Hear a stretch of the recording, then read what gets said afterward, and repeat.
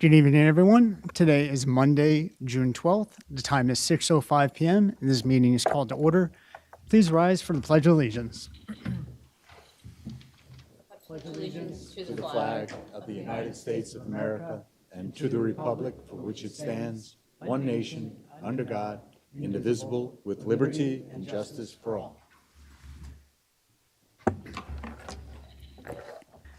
Madam Clerk, roll call, please. Councilmember Brescher. Here. Councilmember Coyle. Councilmember Harris. Yes, here. Councilmember Patel. Here. Councilmember Patil. Here. Councilmember Pointer. Present. Councilmember Ship Freeman. Here. Madam Clerk, adequate notice, please. Adequate notice of this meeting as required by the Open Public Meeting Act of 1975 has been provided by an annual notice sent to the Home News Tribune, Star Ledger, Sentinel, and Desi Talk on December 1st, 2022, and posted main lobby municipal complex on that same date.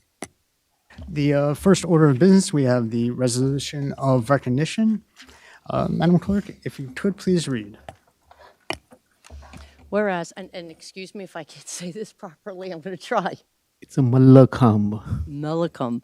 Whereas Mellicum, an ancient Indian sport, has been re-energized and gaining worldwide recognition, promotes health, mindfulness, mental acuity through whole body conditioning that employs every muscle in your human body and gravity-defying moments that develop speed, flexibility, and stamina. Whereas the Federation of USA is incorporated in 2015 and is based in New Jersey. The objective is to be a governing body of Malachi in the United States of America. This is similar to other amateur sports organizations in the United States of America.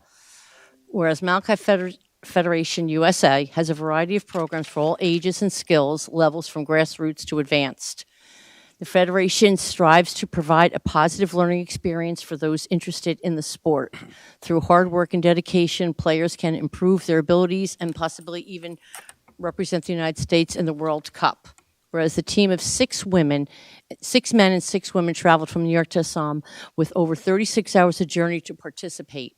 The team competed at 100 degrees Fahrenheit.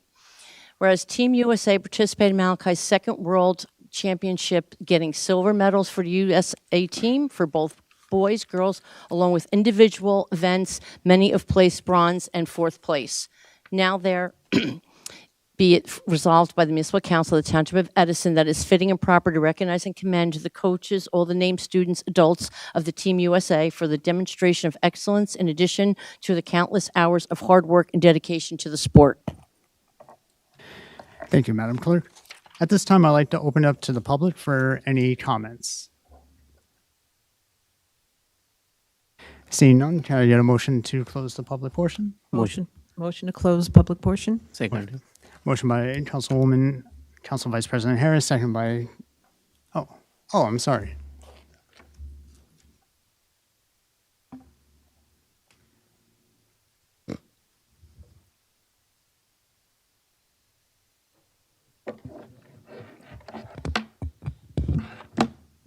So, I'll request name and address, understanding rights. yes, I know from the last meeting. So, Ben's, Edison, New Jersey. Thank you, sir. Yeah, I guess you didn't notice me, but hopefully you did. So thank God. So, I didn't know if you guys want to speak. If not, then, so, from the last meeting, there was a video. Just so you know, this is in regards to the resolution of recognition. Oh, this is for. Yes, this is only on the resolution for the recognition. I thought you were doing. Okay, then never mind. You can close the public portion. Thank you. Motion to close the public portion. Motion to close. Council President, I think there is a hand up there. Oh, I'm so sorry. I'm wearing glasses and apparently they're not working tonight. Thank you, sir. My apologies.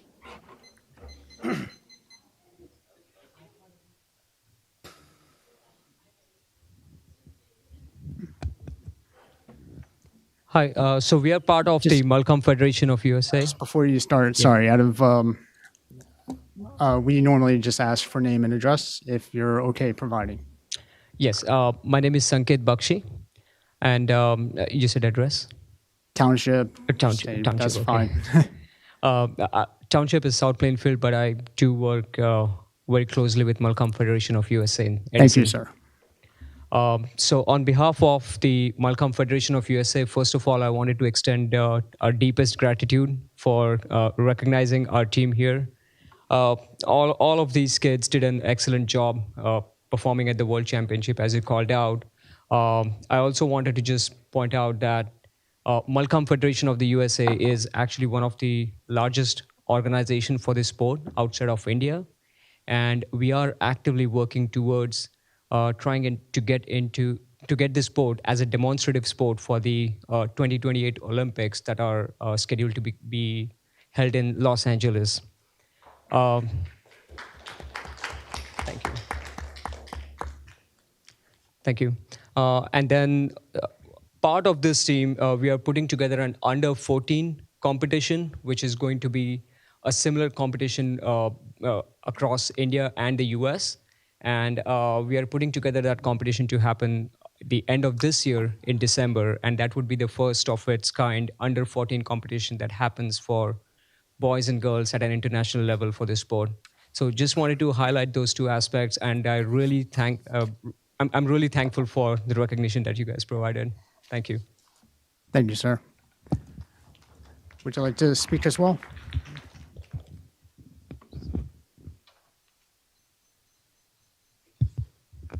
Hi, my name is Anand Chaudhary. I am a resident of North Edison. Thank you. Yeah. So, sorry.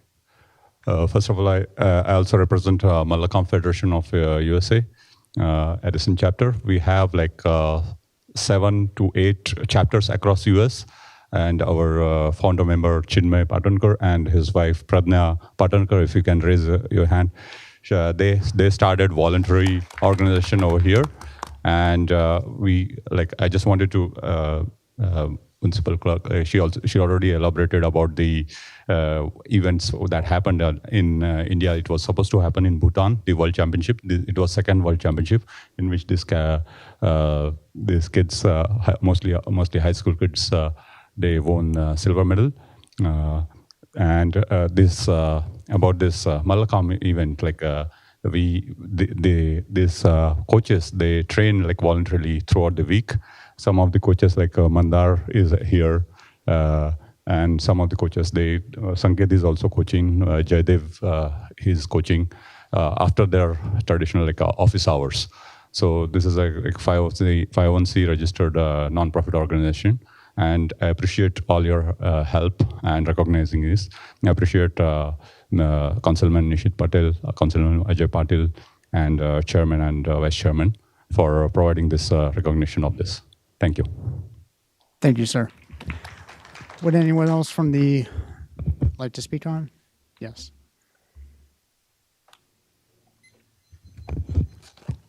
Ben's, Edison, New Jersey. Congratulations. Let's give them a round of applause, guys, for real. This is the dream team for Edison, New Jersey. You guys, great job, and congratulations once again. Are we still doing, are we public comment or? Just on the resolution. Okay, and I guess that's it. Congratulations. Thank you. Would anyone else from the public like to speak? Seeing none, can I get a motion to close the public portion? Motion to close the public portion. Second. All in favor? Aye. Aye. Any opposed? None. At this time, I'd like to open it up for council comments. Councilwoman Shiv Freeman. Good evening. I would like to say congratulations to each and every one of you because I just think it's so exciting when I can get all of you guys to put your phones down and really do something that celebrates your body, helps you physically, and so we'll have very, very fit children later on. But congratulations again and again. And from what I gathered, because after I learned the name of it, I started studying it because I like to have a little information on the background before, I say anything to people. But I think it's a very, very good thing. And I like to thank the coaches, and I always like to thank the parents because they have to give up their time taking you to different places where you need to be. Thank you.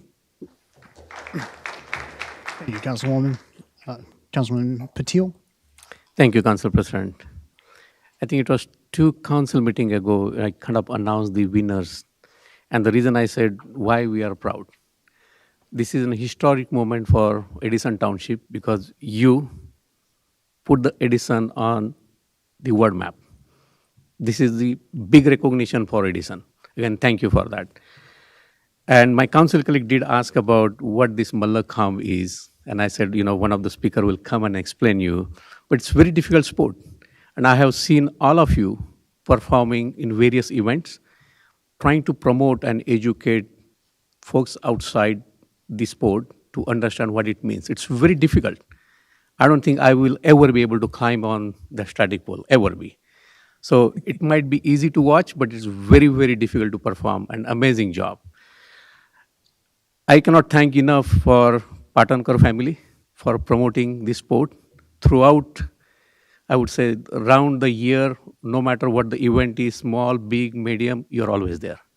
And thank you, Mr. Atta, Mr. Chaudhary, again, constantly following up through, again, promoting and making sure that youth are participating. The important aspect here is, as Councilwoman said, phones down, about this is not just an exercise, but this is about yoga through gymnasium, not an easy task. And again, commendable job representing Edison. Keep up doing a wonderful job, and hopefully next year you can bring the gold medal, the winning trophy for Edison. Again, thank you. Any other council?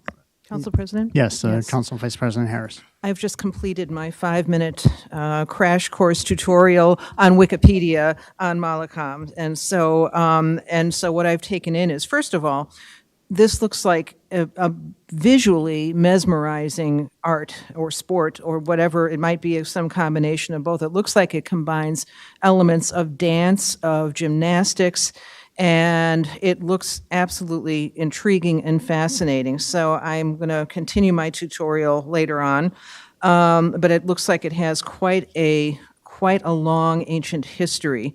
So I am very happy to see this here, and I congratulate all of you for having brought it here. Thank you so much. Yes, Councilman Patel. First of all, congratulations on winning silver, and congratulations. Thank you, parents, and thank you, coaches, because it does take a lot of time, and especially if you guys are doing this as nonprofit. And I'm glad that I'm sitting with world-class athletes. Keep up the good work, and I'm sure next year you'll get gold. For those who are unaware, Mallakhamb is literally Malla means wrestling, and Kham means pole. So this is wrestling with poles and doing a lot of difficult tasks that I don't think any of us are capable here.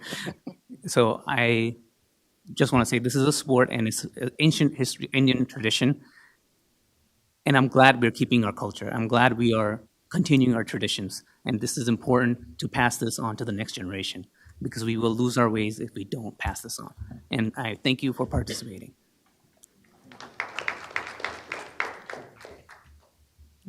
Councilman Brescher. Yes, like my colleagues, I'm a little unaware as to what it was. I was hoping someone would get up to explain it in depth, but I have heard now. And I have done my little 4-minute look up here. So I'd like to congratulate you, though, in bringing another sport, to our township in Edison. I know one of the greatest things we could do is to keep our youth active and motivated and, learning a lot of life skills. And I think this is going down that path. So I'd like to congratulate you and thank you. I'll find more about this in the future. Thank you. For myself, first, thank you for participating is what is going to bring awareness to this cultural sport, cultural event, however you wish to identify it. I am extremely proud because the toughest part in any new sport to an area is the establishment of it and getting the word out. So really great job in terms of helping bring awareness to this to the sport. The first time I actually saw this sport was at Hale Park last year, or 2 years ago, and my first thoughts were, I can barely jump from that platform down there. There ain't no way that I could get 10 feet up on a pole doing, I can't even describe what it was. So kudos to you for for your athleticism. Kudos to you for your dedication, and thank you for being a representative of Edison Township. It's greatly appreciated. At this time, I'd like to offer for Councilman Patil and Councilman Patel to distribute the resolution.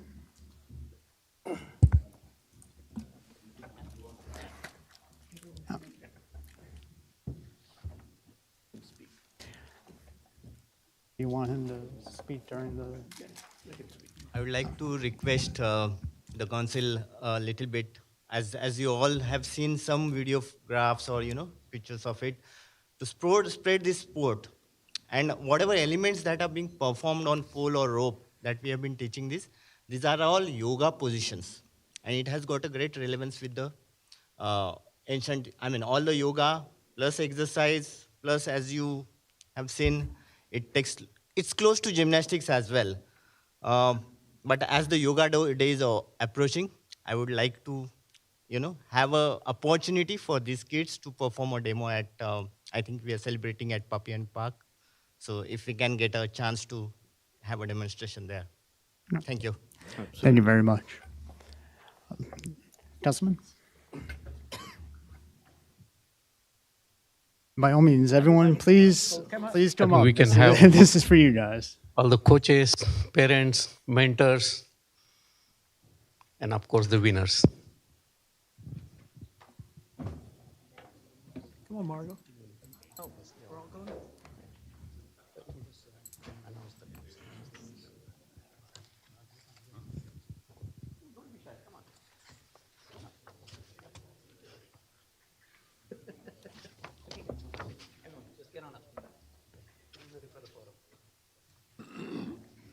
Right, sure. They're all up there. Oh. I was watching a video on this. Yeah, second row. Yeah, I will. I just want to make sure they're all set. Okay.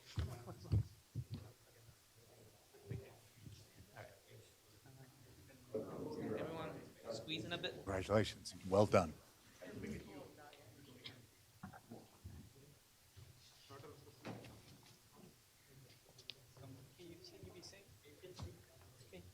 You're a little shorter. Come to the front. Come to the front. You're a little short. All right, you good? All right, real quick, I just want to congratulate all of you again. And I'm just going to read off the winners' names. First, we have Apurva Anant Chaudhary, JP Stevens, captain.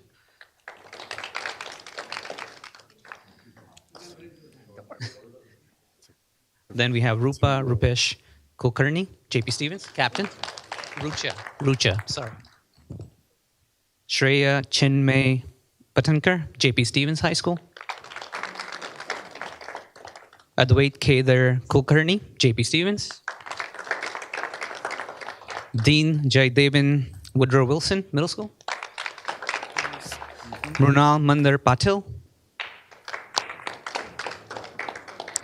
Shlok Anand Chaudhary, John Adams. Someone's got to introduce it. And Arusha Sanket Bakshi. That's South Plainfield Middle School.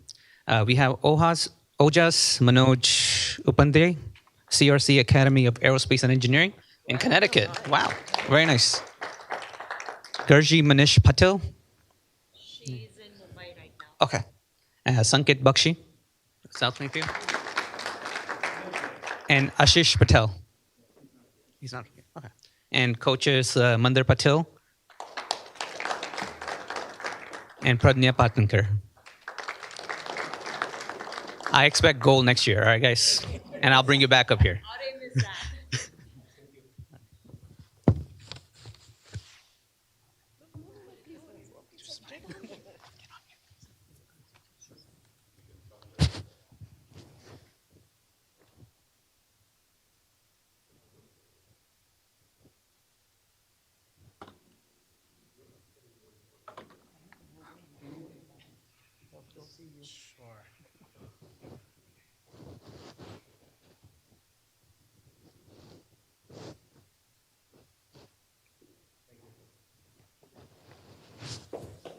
Thank you, guys. Oh, she's gonna pass out individual ones, but this is, I'll give one to you, okay? And she's gonna pass out. Thank you so much. Numbered resolution, so you need to move on. We'll throw it.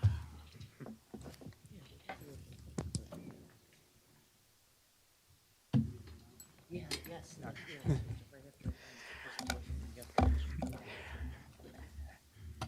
So I do apologize. I am human, and I forgot to actually have the motion to adopt. So, Motion to adopt. motion by Councilman Patil, second by Council Vice President Harris. Madam Clerk, if I can get a roll call, please. Councilmember Brescher. Yes. Councilmember Harris. Yes. Councilmember Patel. Yes. Councilmember Patil. Yes. Councilmember Ship Freeman. Yes. Council President Pointer. Yes. My apologies.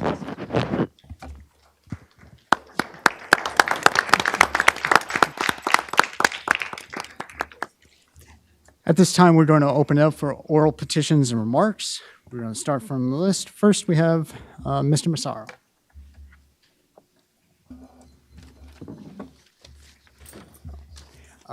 Just before, from our ordinance, we have a list first. Whoever signs up, that they get called first, and then we open up to everyone else. And I think you said Masood, right? No, Massaro. Massaro? Apologies. My apologies.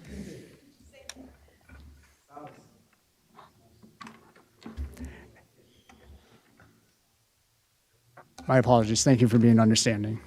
Good evening. My name is Tony Massaro. I'm at 86 Laurel Hollow Court in Edison. I've got a question and a commentary. But first, the question. I see on the budget the introduction of the 2023 budget. And I was hopeful that sometime this evening or at some point in time, you could inform us as to how many dollars constitutes one tax point. I know it used to be 700 and something thousand, but I don't know. But when you get into the budget, perhaps you could make that known. It's approximately 785,000. 785. Approximately. That's good. That's good. I'm here this evening, though, primarily to encourage you to take action on something which is not yet an issue in Edison. This is kind of a sleepy summer day, and that's good. But in much of our country and in parts of New Jersey, book banning is an issue. And the very words book banning bring to my mind visions of things which are scary, which are oppressive, and a harbinger of what is worse to come. And I'm urging this council to take a public position in opposition to book burning, to do it on a proactive basis when there is not a fire raging in our community. Books should not be banned because of political ideology. They should not be banned because of opinion. They should not be banned because of doctrinal reactions. A simple statement on this council's part in the form of a resolution, which is a lot simpler than a piece of legislation, would go a long way to setting up Edison in a proactive and a positive way. This is an opportunity for us to, as I was always taught, to think globally, but act locally. Thank you. Thank you, sir.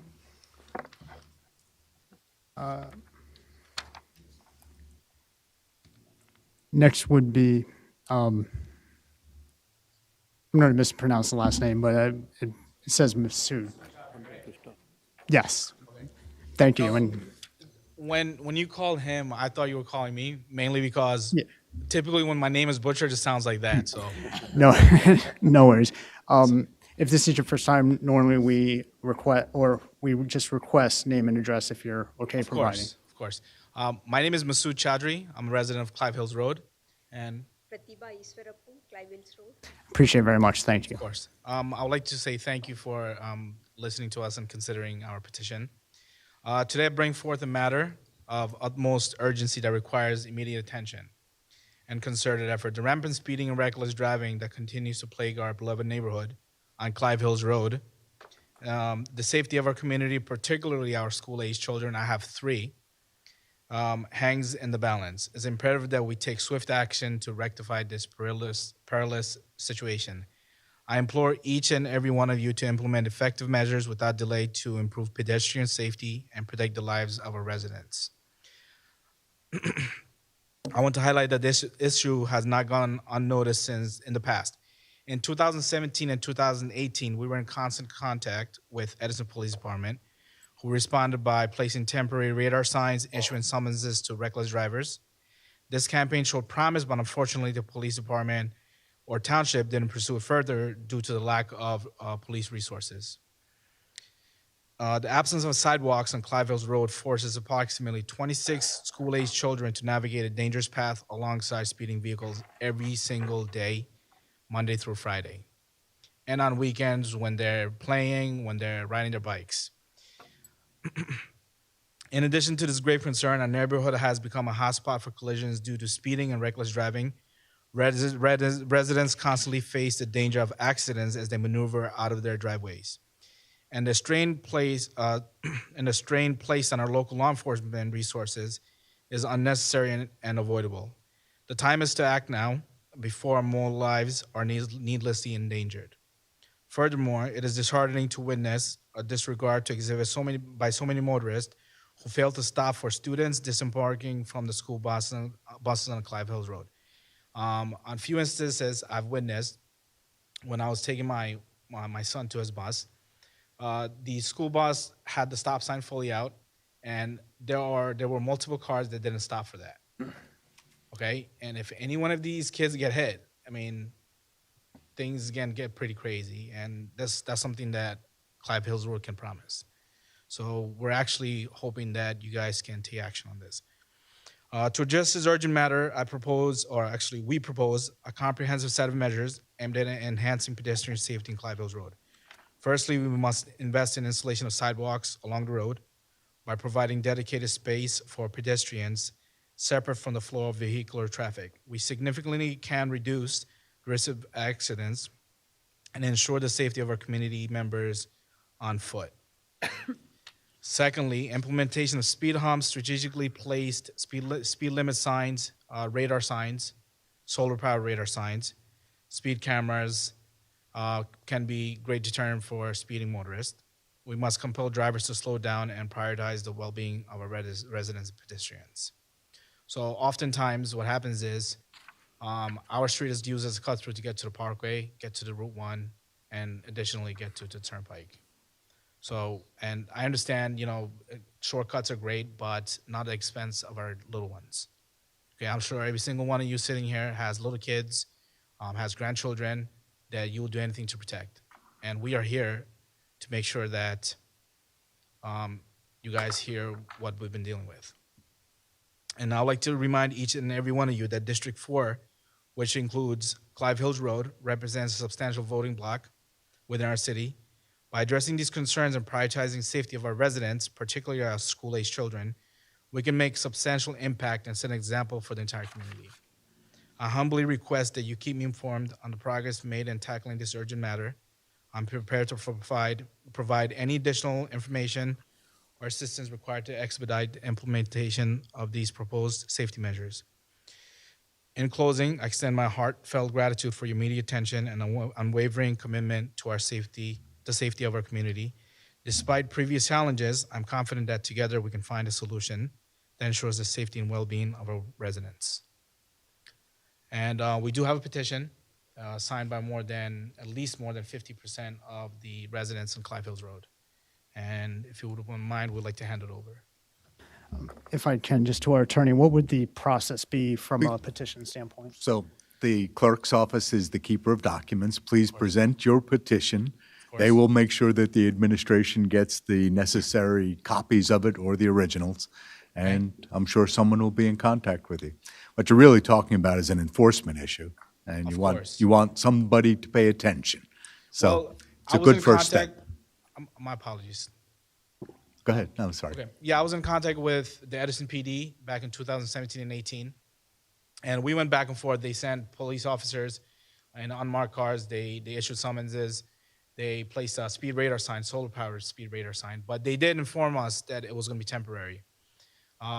While these things were in place, enforcement were in place, we did see a significant reduction in speeders and reckless drivers.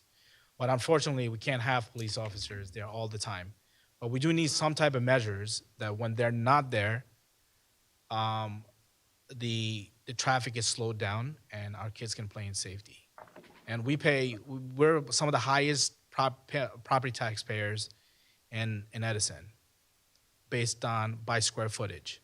So we don't want to make this a money thing, but end of the day, we would like some representation and protection for our children. Thank you. Thank you. The time has elapsed. Just in fairness, because I've stated in previous council meetings that from the response standpoint from the council, it would be from a direct question.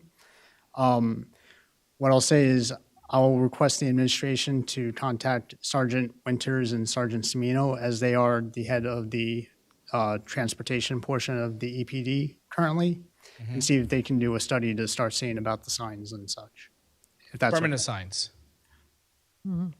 Council President, if I may, okay, Just sorry. to be fair from previous procedure, I appreciate everyone's understanding. Next up, we have, and please provide your documents to the deputy clerk. Next on the list, Mr. Baslov. Joel Bassoff, 17 Beach Lane, Edison. Thank you. First, congratulations are in order.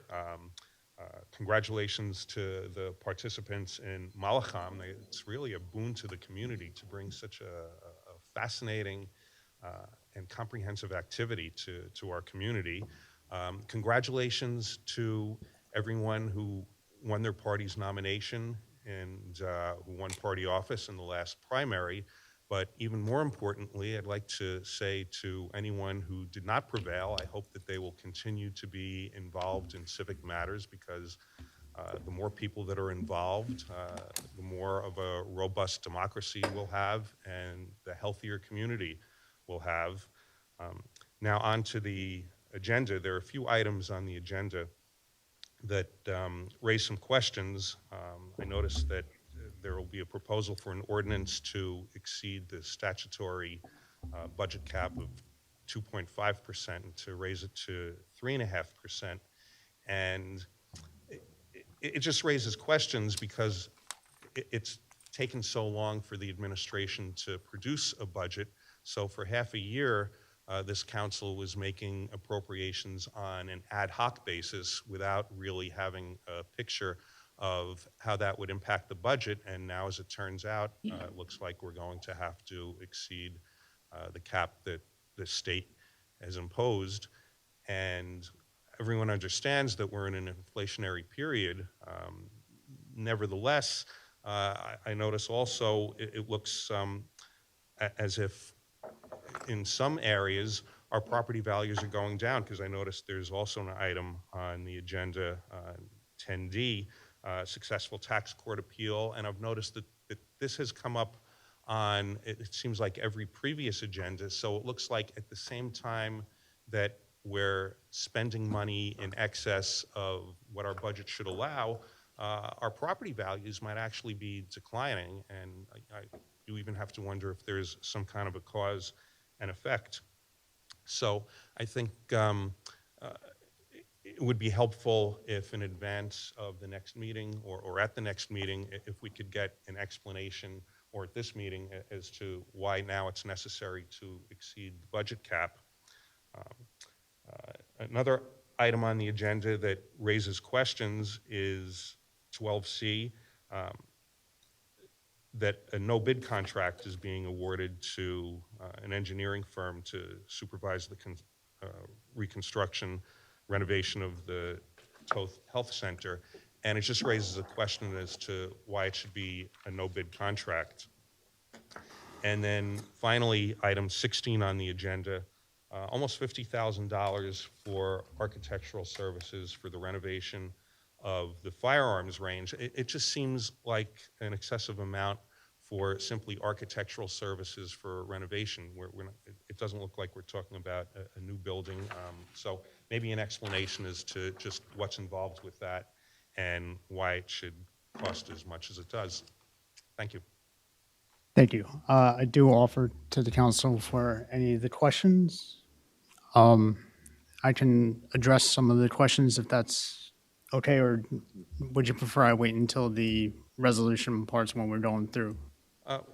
As long as we get the answers, that's fine.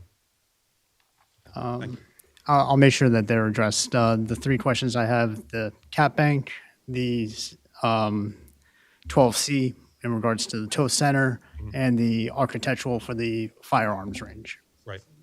Yes. Okay, thank you. Thank you for understanding. At this point, we are off the list. Would anyone else like to speak? Yes, Mr. Fagan.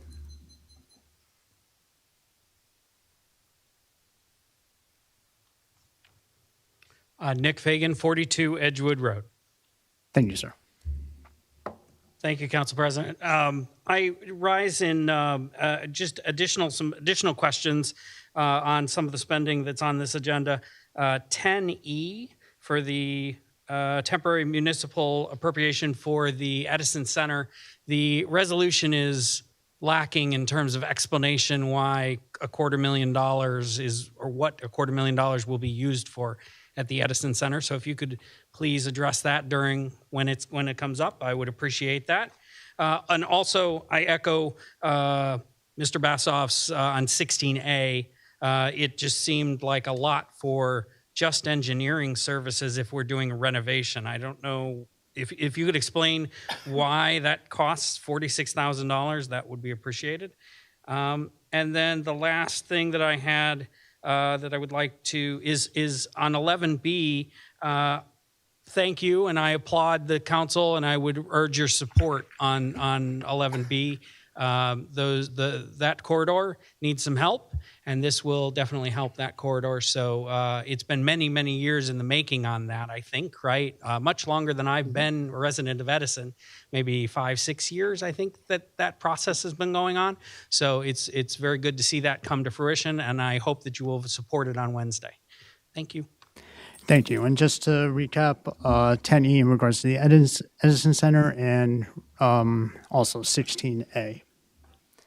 Anyone else? Yes, sir.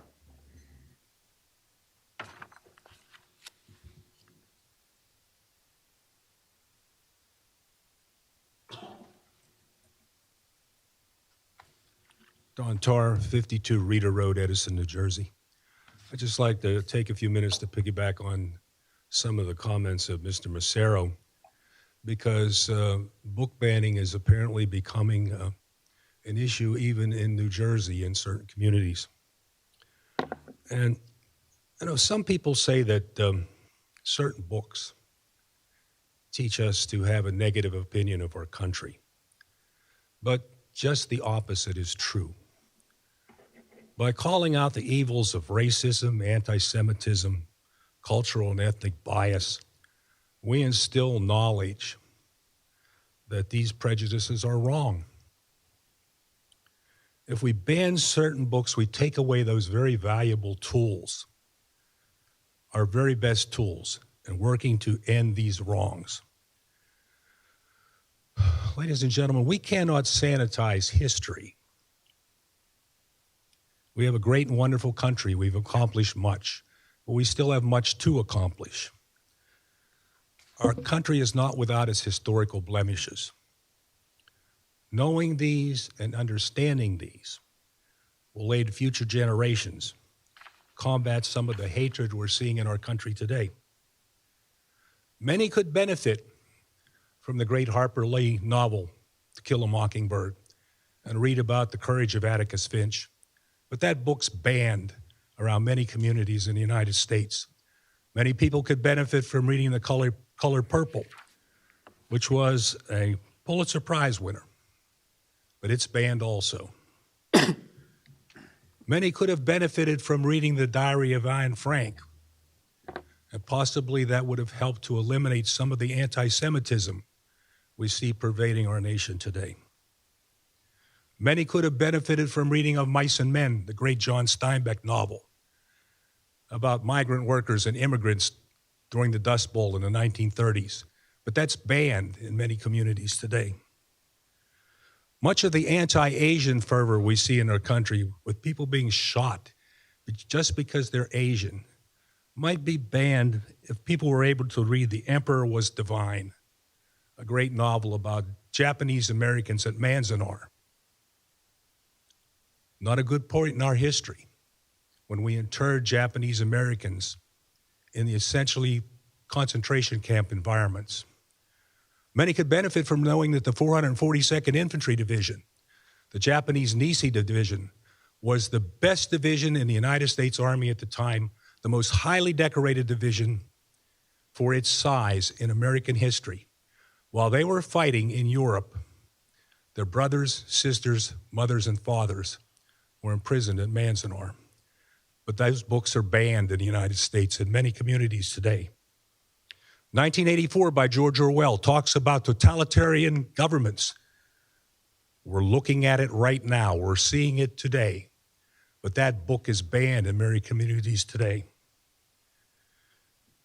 Name one society where banning books was good. You can't.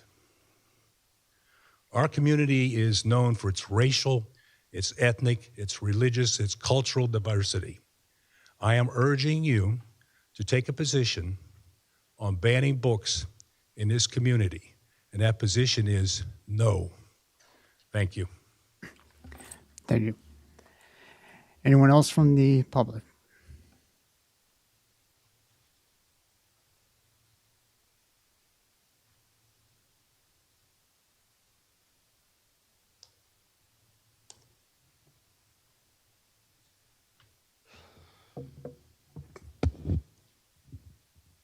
Ben's, Edison, New Jersey.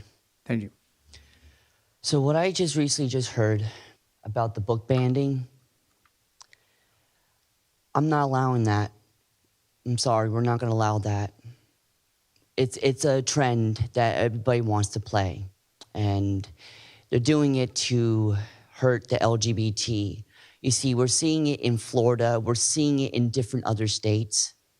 This is, I'm not, like I said from the last meeting, I'm not going to allow that. There's things, what that guy just said. I don't know what his name was about the book. What was the guy's name of the book banning? Do you know what the guy's name was?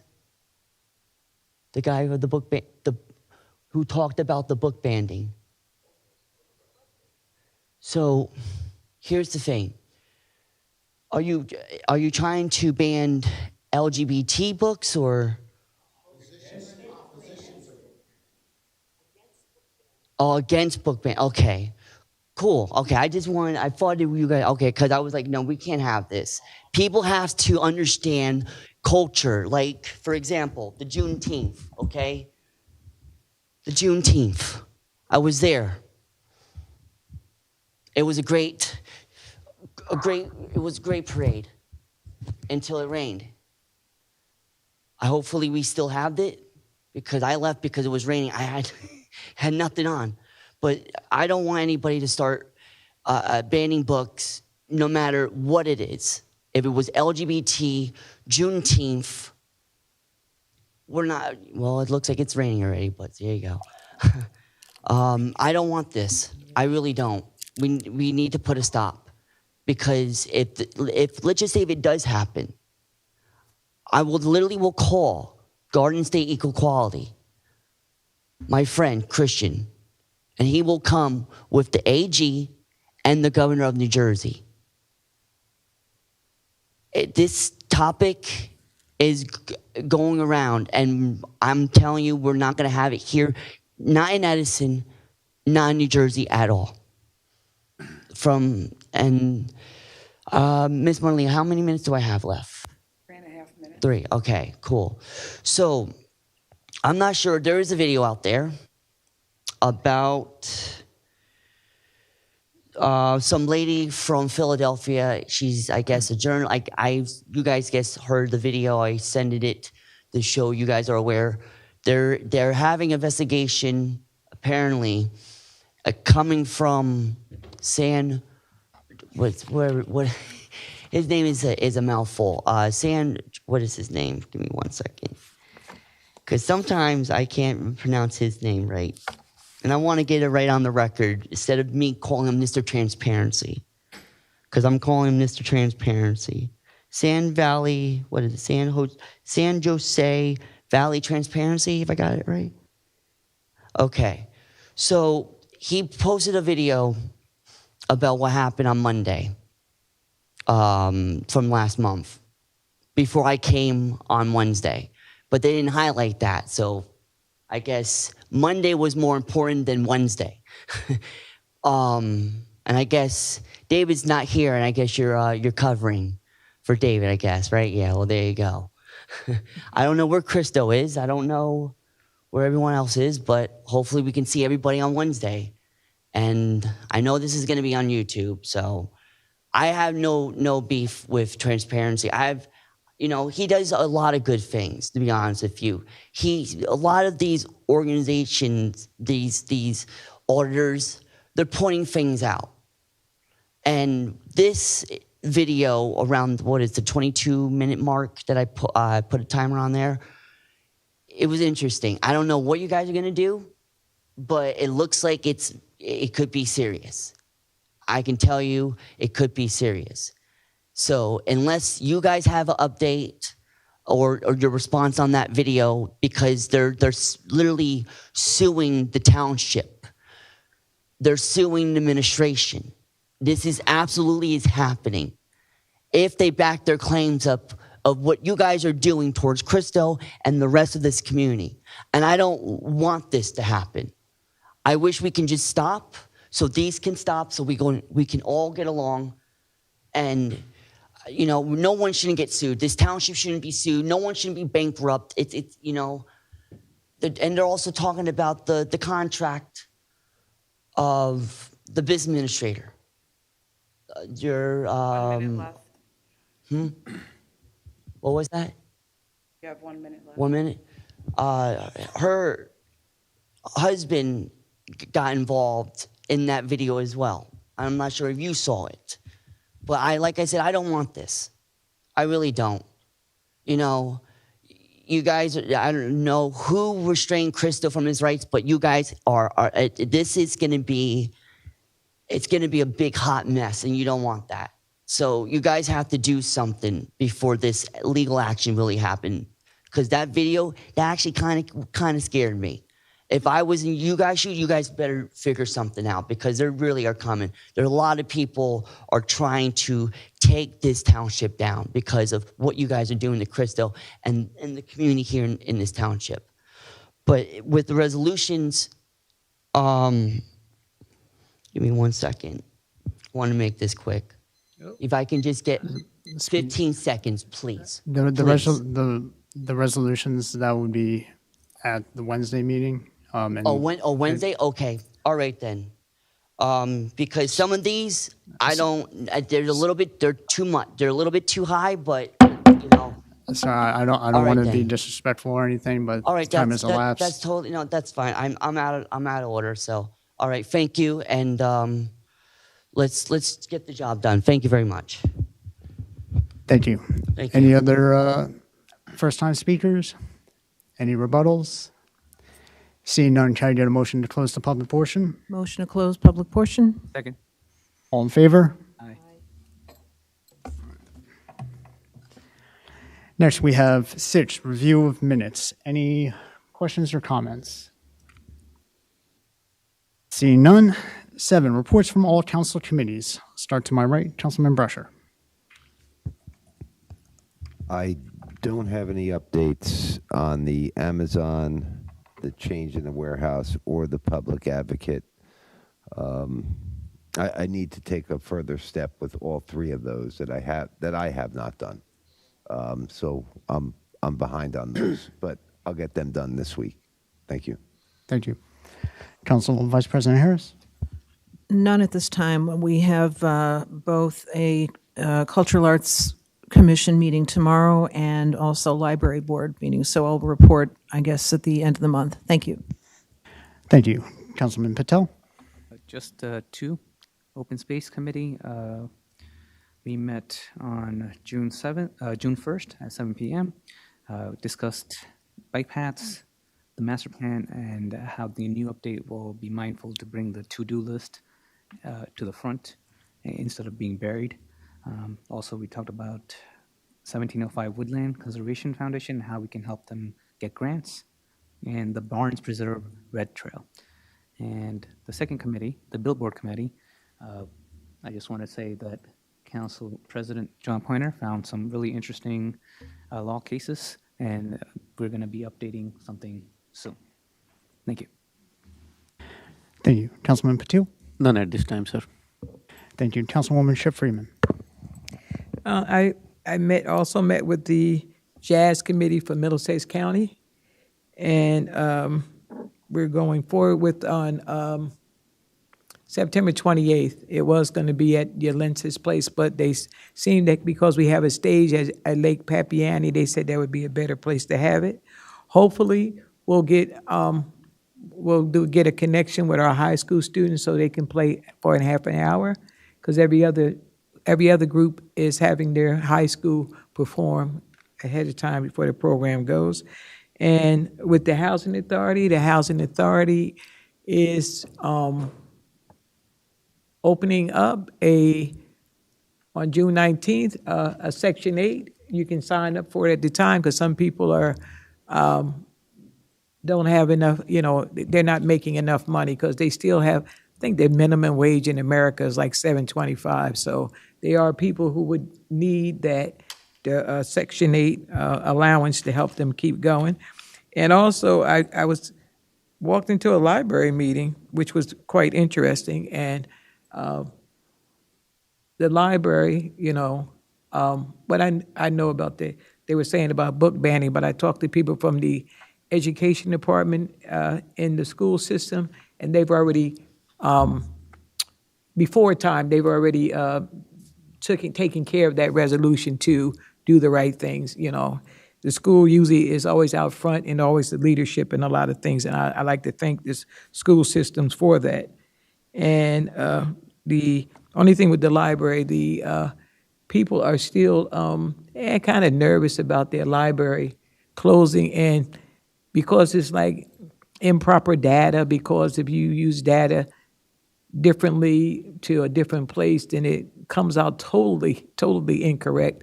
If you have different places that schools are near certain places, so that's the data that you use. It's not the proper data.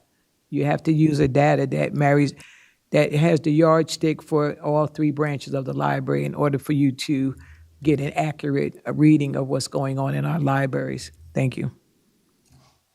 Thank you. And for myself, I do not have any committee updates. Number 8, points of light.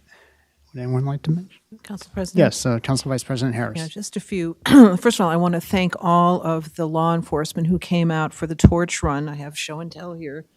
The torch run, here it is. That was last Friday, and it was a really, really good turnout for that. I believe the mayor also participated to some extent. I don't know how far he got with that, but it's for a wonderful cause, the Special Olympics, which was the organization that was started by Eunice Kennedy Shriver back in the 1960s. And so this was the 40th year of this particular torch run. So I want to thank and congratulate all the law enforcement who came out for that. Speaking of law enforcement, I also want to point out that the 2023 Law Enforcement Recruitment and Outreach Picnic is being held Saturday, June 24th from 12 to 4 p.m. at Yolentz's Park at the Senior Center. And so just want to invite people who might be interested in a career in law enforcement and any others who might have some questions to attend that. Finally, the wonderful event on Saturday for Juneteenth, the Juneteenth celebration at Papiani Park was really a terrific event. I was not able to to come back for the fireworks, but I could hear them from my house, and so it sounded like it was a terrific show. So once again, another great show of the diversity in our community and how we can come together. Thank you. Thank you. Any other? Council President? Yes, Councilwoman Ship Freeman. We also had a celebration on Saturday for the Lions Club International. And the Lions Club International, as they spoke back and forth, and they talked about a lot of things they did with vision, so I was perking up because I'm visually impaired. So that was very exciting that the different groups and the different members that came from all over and the diverse amount of people that came along together.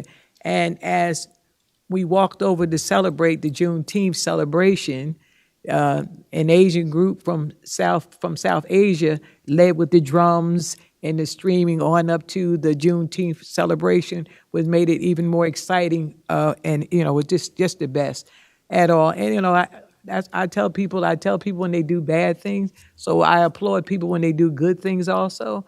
And I think that the Recreation Department, the council, the mayor, I think that this Juneteenth was bigger and better than it was last year. And I think that a lot of stuff was gained from it. I think people gained information. And I like the diversity and all the people working together. So that was really good. And this year, the way we did the veterans and the street namings, we did it on video, which was, I think, the best I've seen yet, because therefore everybody and families were all together and they all appreciated each other and, for all the sacrifices. And it wasn't the point that you had to get in your car and do a brigade and go all over the place and hope that you caught up with the rest of the people. That was too much. So the new way that they're doing it and the amount of people that we're honoring is a much better job, because if we were doing it the way we were doing it, we would be like another 20 years behind with the people that were involved. So, and I like the fact that early morning going out to the Veterans Home and honoring our veterans at the Menlo Park Veterans Center. And as before, if people who've grown up here before, years ago, we used to call it the Old Soldiers Home, but now it has a formal name as a veterans thing. And so I just think that it was a whole bunch of stuff that we did during the course of May, moving on to now. And the last thing being the torch run that our vice president also mentioned, and she mentioned about the special needs. But I know that our law enforcement are people who not just do for special needs ceremonies, but they have a whole list of things that they volunteer themselves with. And therefore, that's why I'm very, very proud and very, very honored to be a part of Edison, to have such a great police force. Thank you. Thank you. Any other points of light? For myself, it was mentioned about the recognition for the street dedications, but during that time frame, we also had the parade. I thought the parade was well attended, a great success. In addition to the other items that were mentioned, there was also the Pride flag raising and recognition that happened on June 1st. As many people know, this is Pride Month in recognition of the LGBTQ plus IA. Sorry, I mess up that acronym a lot, but the overall general feel, though, is that we just need to be understanding of one another. We have to show respect to one another and just practice love, quite honestly. In regards to upcoming meetings, as in the past, June 13th, we have the Board of Education action meeting. June 13th is also the Library Board regular meeting. June 14th, Town Council regular meeting. June 15th, Environmental Commission meeting. June 19th, Planning Board regular meeting. June 20th, Zoning Board regular meeting. June 26th, Town Council work session meeting. June 27th, Zoning Board special meeting. And June 28th, the Town Council regular meeting. In addition, on June 24th, There is the Law Enforcement Recruitment and Outreach Picnic. That will be from 12 to 4 p.m. at Yolensis Park. And July 4th, I believe it is on actual July 4th, 3 p.m. to approximately 9 when the fireworks go off here at Lake Papiani. With that said, any other points of light? Seeing none, we'll move on to the agenda. 9, from the Business Administrator. A, introduction of the 2023 municipal budget. B, introduction of the 2023 solid waste budget. And C, ordinance establishing a cap bank for 2023. Any questions or comments? Councilman Brescher? Yes, Council President, can we ask questions about the budget? I will, by all means, I'm not sure I'll be able to address, but You know what it is? I'd like to give my colleagues a chance first to ask questions, so it doesn't seem like I'm just asking, 30 questions. So if anybody else would like to ask theirs first, but I do have a list, and I could check them off as other people go through it. I'll never tell you not to ask any questions. I know we normally have the budget presentation, but if you want to ask now. So we'll have a presentation where we can ask those questions? I believe so. I don't know if we have an exact date established yet, but. Yes, we are working on the date, and we are having the presentation put together, so that will be forthcoming. And at that point there, I can ask the 32 questions that I have? I would anticipate probably more by then, but Right. yes, but again, if you'd like to ask them now, that's your prerogative. Could I get the backup documentation to this? Like, I know that this year you just couldn't make a budget with just this year and these numbers. You have backup for it. It might explain why you're doing some of the things that you're doing that doesn't make any sense to me.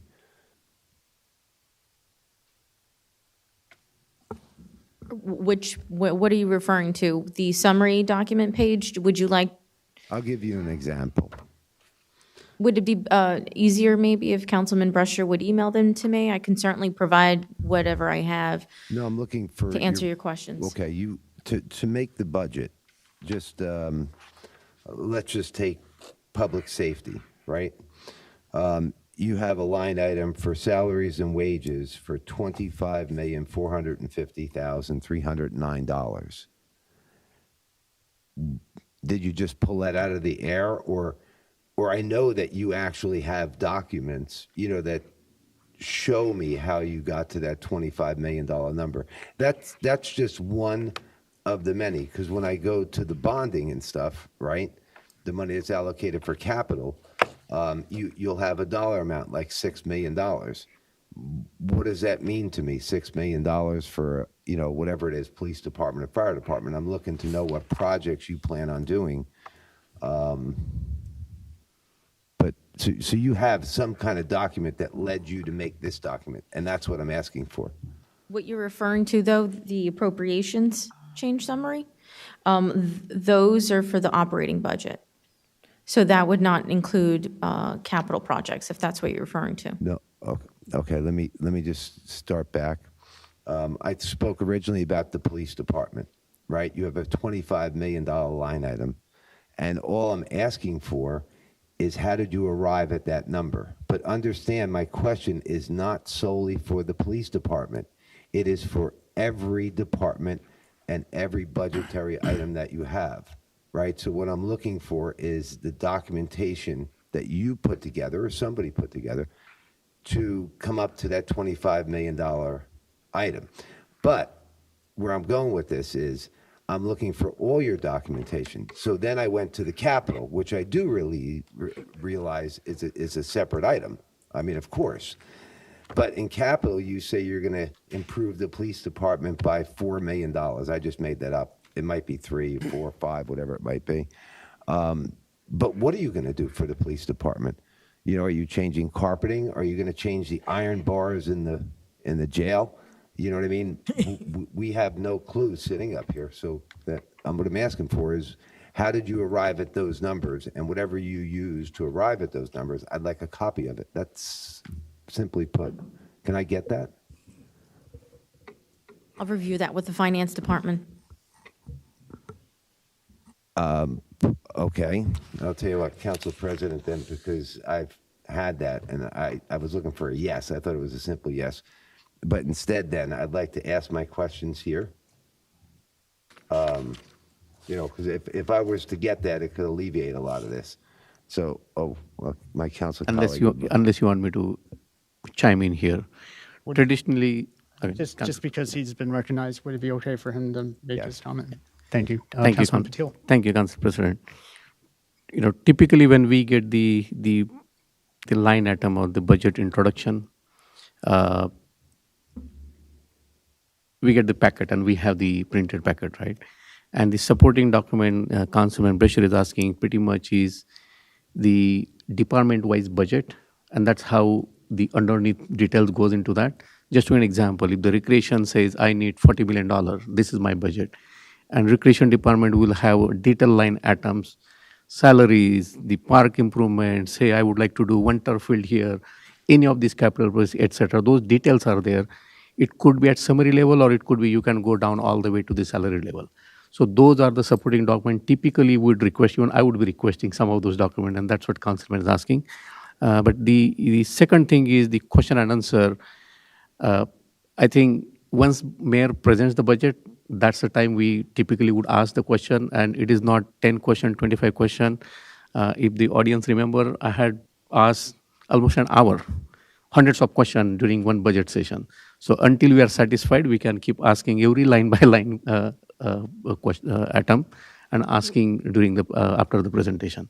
But I will leave it there. Again, I agree that we need to have more supporting document, not necessary for every line item, but the line item that matters the most, where that number is coming from. And I will leave it there. Thank you, Council President. Yeah. Thank you. I want to be, just because I had him recognized and I want to be respectful and everything, I leave it to your discretion. I understand what you're saying in regards to recreation department, right? Salaries, full-time, part-time, seasonal, right? That gives you your salary expense. I think that's what you're looking for. Well, let me give you just an example of like what makes no sense. And I'll go back to that one, all right? Because I just said.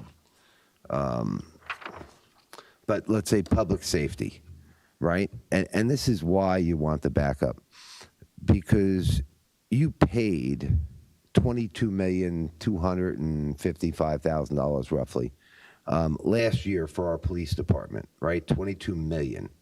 You had allocated $23 million. So you did have some funds that were left over, right, that went unused. And that was for a fully staffed police department and with full promotions for every rank that we would have. Now we're increasing that to $25 million, right? So that's a couple $1 million more, which is more than the 3% raise than you were giving them. Now, if you gave me all this budgetary documents, right, I would be able to see what extra you're asking for or what you're doing. Without it, I have no clue. It's just, these are basically like made up numbers. I could go change all of these, right? And it has no bearing on the situation. So without the backup documents, nobody would have a clue as to what's happening. So that's why I requested it, not to see that maybe we can get it from finance, but that you would say, yes, right? You're entitled to have it. So I would get you that. That was what I was expecting for an answer. And yeah. Are we going to get it, or are you going to talk to the administration and maybe they're going to decide whether your council people can have it, or?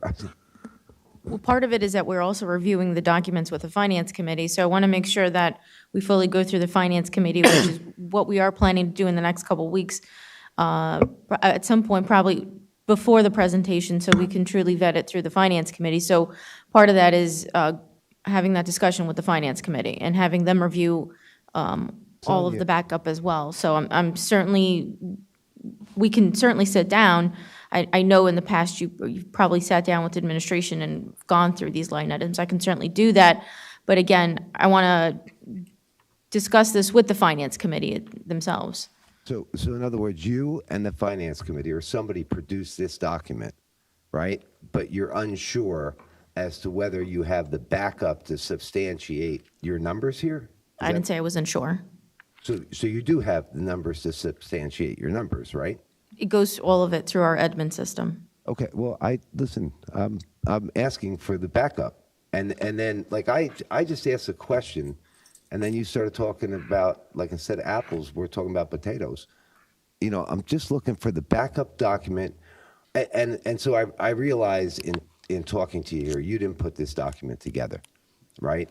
So whoever put the document together that knows about the finances, and I don't know if that's the gentleman sitting next to you, Ken, but I'm looking for it. In fact, Ken knows what I've been looking for because Ken has gotten me it year over year over year. So I just don't understand why I can't get documents, that's all. I'll go through every single line item that evening then, okay?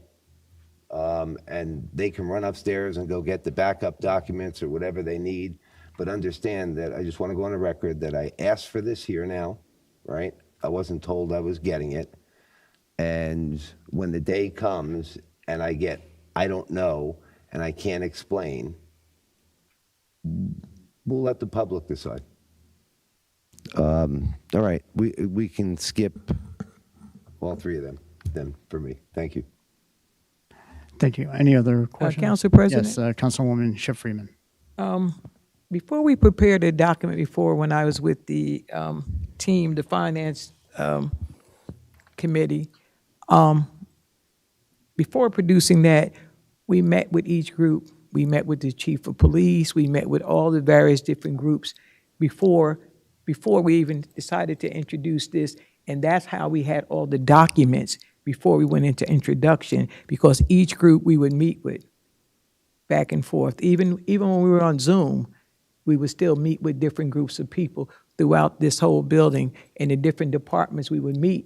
And so once you do that, before you do the introduction is kind of easier, because then the person has all this documents ahead of time before they even get into introduction. So I don't know if this Finance Committee, I don't know if they met with the various different groups and stuff, because if they did, each group has to present their budget. So as each group presents their budget, then you look at it, and you say, oh. And then that's the way you can look and see where you can cut here and where you can cut there.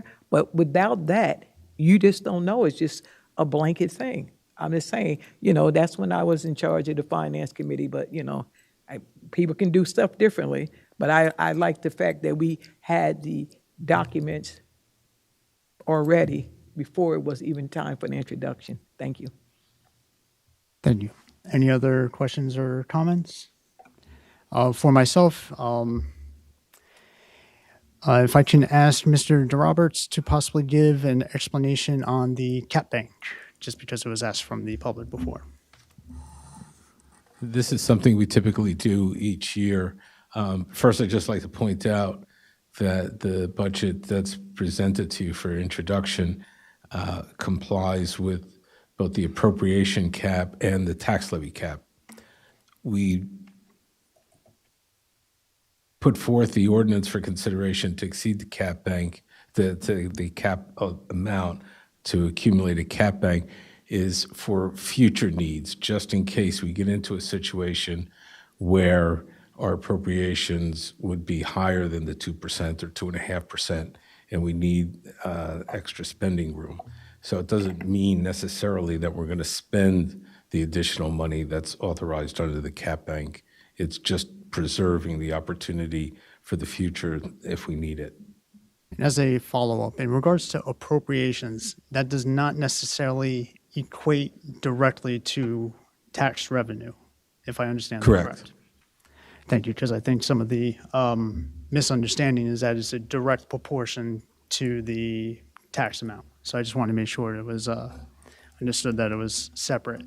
And I agree with my colleagues in regards to having the backup documentation in regards to how the numbers are summarized. So if we can get that, it would be appreciated. Thank you. Any other questions or comments? On the, For the business administrator A through C. no, I was going to ask some questions about the cap, but go ahead. Moving on. 10, from the Department of Finance. A, reported disbursements through June 7th. B, resolution authorizing redemption of tax sale certificates, $168,707. C, resolution authorizing the tax collection to prepare and mail third quarter estimated tax bills. D, resolution authorizing refund caused by successful tax court appeal. And E, resolution authorizing temporary emergency appropriations for 2023 municipal budget, $250,000. Any questions or comments? Council President. Yes, Councilwoman Ship Freeman. On C, does that mean I better rush down and put some money in my escrow? No, my understanding is that it's an estimated amount based on last year's budget. 95, you take what last year's budget was, 95% becomes the low end, 105%, which is a 5% increase, becomes the high end, and that's how the estimated bill gets calculated. But if I'm mistaken, Mr. DeRoberts, I'll take the thumbs up as a positive. Thank you. I had to ask that for a constituent that told me to ask that to you, so I Thank you. needed to have you explain it to them how it went. Thank you. Yes, Councilwoman Ship, Council Vice President Harris. Thank you. Also on 10C, it indicates that we've hit 63.59% of 2022, which is 13.5% over. And I'm just concerned about this and I've said this before, but I'm going to say it again. I'm concerned that this budget is coming out so late, that here we are 6 months into 2023, and I just I'm disturbed by that sort of blindly. We're at 63.59% already of 2022, and we're only in the beginning of June. So I just want to make that statement. Thank you. Thank you. And just for my clarification, did you mean C or E in regards to the? I had it down as C, but I'm not. No, I think you're talking about E. Is it E? Oh, Yes. You know what? It is I can't E. read my own writing. I am so sorry. All right. Never mind on C, but yes, I'm E. My understanding with this specific line item, and I believe Mr. Fagan had a similar question, is that this is in receipt of a grant for the improvement at the Edison Memorial Tower. And because it's an appropriation, that we still have to account for it in our budget, if I'm understanding correctly. That's correct. We have to spend the money, so therefore we have to allocate it through appropriations. Thank you. Any other? Yes, Councilman Brusher? Yes, I have a question for Mr. DeRoberts. Yes. We have a budget, so we understand that we're going to have a tax increase of some kind, whether it's this or a little bit lower or whatever that might be. But we're going to send out the third quarter taxes. That's not going to reflect anything here, is it? And my question is then the entire increase will end up being in the fourth quarter, correct? Or any adjustment would occur in the fourth quarter, but the estimated tax bill resolution that's before you keeps the overall taxes flat. So if there are any adjustments, that will be picked up in the fourth quarter. Right. There's no way without an adopted budget for us to allocate some of that increase into the third quarter. Not that everybody gets hit in the fourth quarter when the holidays are coming and everybody's buying gifts and the gifts all cost more because of inflation. It's a lot easier to do it now. I would just take money away from whatever I was going to spend down the Jersey Shore as opposed to during the holiday season. Is there a way that we could incorporate some of that? The challenge that we have is that the budget is up for final adoption and final consideration on July 26th. Statutorily, we have to send tax bills out at least 20 days in advance. So the budget would have to be adopted, sent to the state, approved, and then sent to the county tax board for them to strike the tax rate.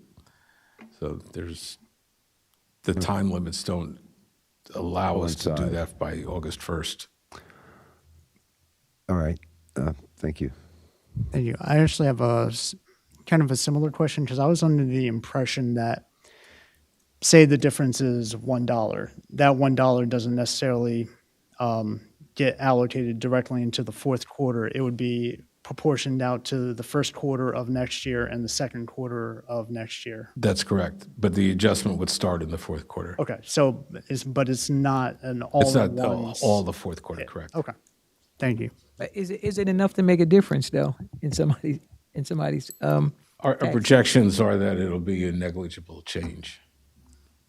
Council President. Yes, Councilman Patil. Yeah, on the E, I want to just make it clear because it could come across differently. This is the grant money. Just I want to make sure that this is the grant money and we are allocating this as a part of the budget. And the reason this resolution is that we need to spend that money. Yes. That's correct. So this is not an extra. I want to make it clear that this is not an extra expense because people get scared that we are doing some emergency temporary appropriation. So this is something good thing that we got money to do the project there. So that's one thing I wanted to confirm. Thank you for that. The second line item, a third one is C. This is something I think every time we encounter, I know we have some statutory obligations that we have to send the bills, that 20 days time window. Often people do get confused. 2 bills coming in. Now we'll be sending this on the 1st August and something will hit probably sometime in September, October. So it's a back-to-back. If there is a possibility, not this year, but next year, if we can plan things and avoid A, duplicate mailing, and B is aligning that timeline so people don't get confused. That's it. Thank you, Council President. Thank you. Any other questions or comments? And just to address what Mr. Bassoff had asked before or brought up in regards to the tax appeal, generally this is the second step, or actually third step. The first step would be the actual appeal request by whichever property owner. Our tax assessor would go through the documents, come to understanding as to what agreement would be. That gets brought forth to the council. The council then would either approve or deny that appeal.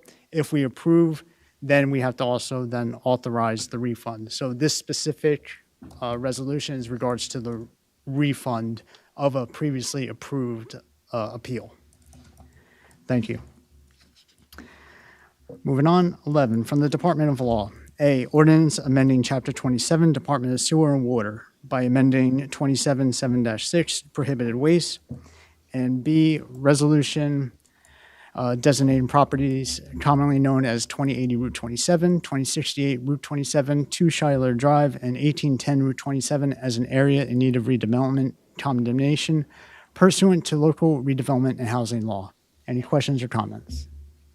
Council President. Yes, Councilwoman Shiv Freeman. After we're condemning these properties, okay? We're just condemning these properties. So is there going to be a backup plan that who's going to be purchasing, who's the developers or whoever's going to take over these properties once they're condemned? So this part of the process, to my understanding, and the attorney can correct me if I'm wrong, this is accepting the planning board's recommendation of designating the area as in need of redevelopment condemnation. In regards to redevelopment with condemnation, is not necessarily the same as just general redevelopment because it has to be supplied for a specific purpose. So there's a big distinction between them. My understanding, though, is if this is approved, then it would go back to the planning board for them to develop a plan, which they would have to approve, which then would have to come back for us to consider for the actual approval of the plan. In regards to the process, in regards to any condemnation, I'll have to defer to our attorney if he's okay speaking with it. Sure. So the council president is correct in his summary. This is a step in a process. Your planning board has conducted the necessary studies under the local redevelopment and housing law, and has determined that there are sufficient statutory elements to justify these properties being declared an area in need of redevelopment. About 10 years ago, the courts differentiated between areas in need of redevelopment with the right of condemnation and areas in need of redevelopment without those rights. All that this resolution does is it accepts the planning board's determination that this qualifies as an area in need of redevelopment with the power of eminent domain through condemnation if necessary. Council President's summary also is correct that this is the step in the process. The planning board then comes up with a redevelopment plan, which again would come back to the governing body because it acts as an overlay zone for the specific properties. And any authorization for a condemnation action also would come back to this governing body. Correct. And so therefore, the developers after that, after all this has gone through, then the developers, they can parse it out to them, the planning board. I'm sorry, I don't really understand the question, but I'll try to play it out for you. No, I understand what you know about listen, I know more about eminent domain than anybody else. I was in the 60s when they were taking people's property. But I'm just saying, from this point here of this, all this goes back to the planning board. Then the planning board comes up with a plan. How is that done when this goes back to the planning board? So the planning board has authorized professionals who will assist it in coming up with a redevelopment plan that would cover the authorized uses and the requirements for development of properties that are located in this redevelopment area. And That also plan then goes to the planning board, gets approved, comes back to you for approval. Okay, so it doesn't go to the zoning board? No, ma'am. Zoning. None of it goes to zoning? Zoning has nothing to do with this Okay, process good. by statute. Good, thank you. You're welcome. Council President? Yes, Councilman Brusher. Yeah, I have a question with the one prior, but let me just piggyback on this one. So the process here, let's say, and I just want to make sure that I understand it, would be that the planning board is going to look at this as a need of an area redevelopment. And let's say that Richard Brescher currently owns the property. If they did it with non-condemnation, right, the planning board would come to me as the owner and would say, you know, here's what you can do with this property. And then it would be up to me to move forward and choose to do with my property what I decided to do. That's correct so far, right? In a broad sense, yes. I'm not going to tell you you're incorrect, but it doesn't really understand the process. Oh, okay. So now I'm going to get to the condemnation part. Yes, sir. If it has the area in need of condemnation, and I decide that I don't want to really do anything with that property currently, but one of the large developers in the county or in Edison would like to build whatever it could be, a hotel or whatever it might be, then this body here would recommend taking that property through condemnation? As a further step in the process after a redevelopment plan was established, after the planning board makes its recommendation to designate it as an area in need of redevelopment with the power of eminent domain. So it's a multi-step process. Well, I understand. You can't just jump to the end. There's steps that need to go through. No, but the one way the owner of the property is opened up to developing the property as he sees fit in working with what the planning board has come up with the different, let's say, ideas that they have for the property. The other way is that somebody else through some backdoor deal or something can actually, look to get it through condemnation. And the problem I have with condemnation is just like, when we talk about book burning earlier, or cutting out books or not using books. These are certain things established by our country. Your right to own property in this country is a God-given right, because one or two people of authority might not like what you're doing with it. Through condemnation, you're basically taking people's rights away. And I remember the big fiasco in Piscataway when they tried to take that farm away from that family that owned it for like 150 years. So, right, my big concern, I think, is the condemnation part of this. Unless we had an idea what we would like to put there. You know what I mean? If the planning board came to us and said, this is what we're looking to do, the developer doesn't want to do it, then I think you do, just like you said, then is when you go and do that step of condemnation, when there is no way to get it resolved. But to come straight out of the box with condemnation, I think, is un-American. My next question, I guess, goes to the attorney, though. With this prohibited waste for the sewer and water, what was the premise or the need for this? Was this just so that if I had an existing establishment that now I'll be forced to put in these certain size grease traps or upgrade my facilities? Or So no? this is dealing with restaurants, and it amends your ordinance that currently exists as to the standards and requirements for restaurants to install and maintain their grease traps, and brings it up to the modern code standards.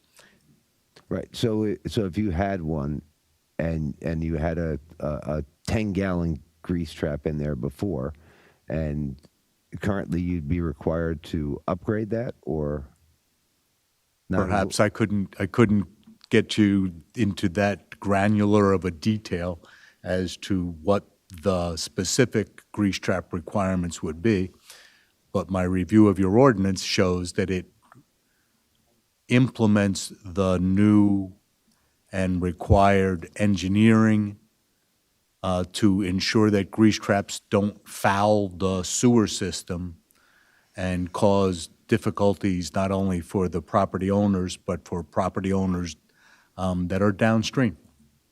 Well, that I understand. I mean, that's why the grease traps were put in there back when you and me were young. They've been installed for, 50 years or probably better. My question is what is different here that was the need to upgrade this ordinance? Because I seen that it said that we needed grease traps before. Now we still need the grease traps. And to our BA, I think she wants to address. Yes. Yes. So what this does is actually updates our code up to the state's code with the grease traps and the requirements. We have had issues with local businesses and the grease traps. It not only became an enforcement issue, but they weren't actually having the sizable grease traps they were supposed to, and not up to code. I have our sewer director here, if you will, if that's okay, Council President? Yes, that's fine. Mr. Councilman, Smith? this is our current ordinance has no substance whatsoever. It's basically a brief overview of you should have a grease trap and you should take care of it. This new ordinance will give us some bite. We'll be able to go in and do inspections. We are inundated with oil and grease in our collection system.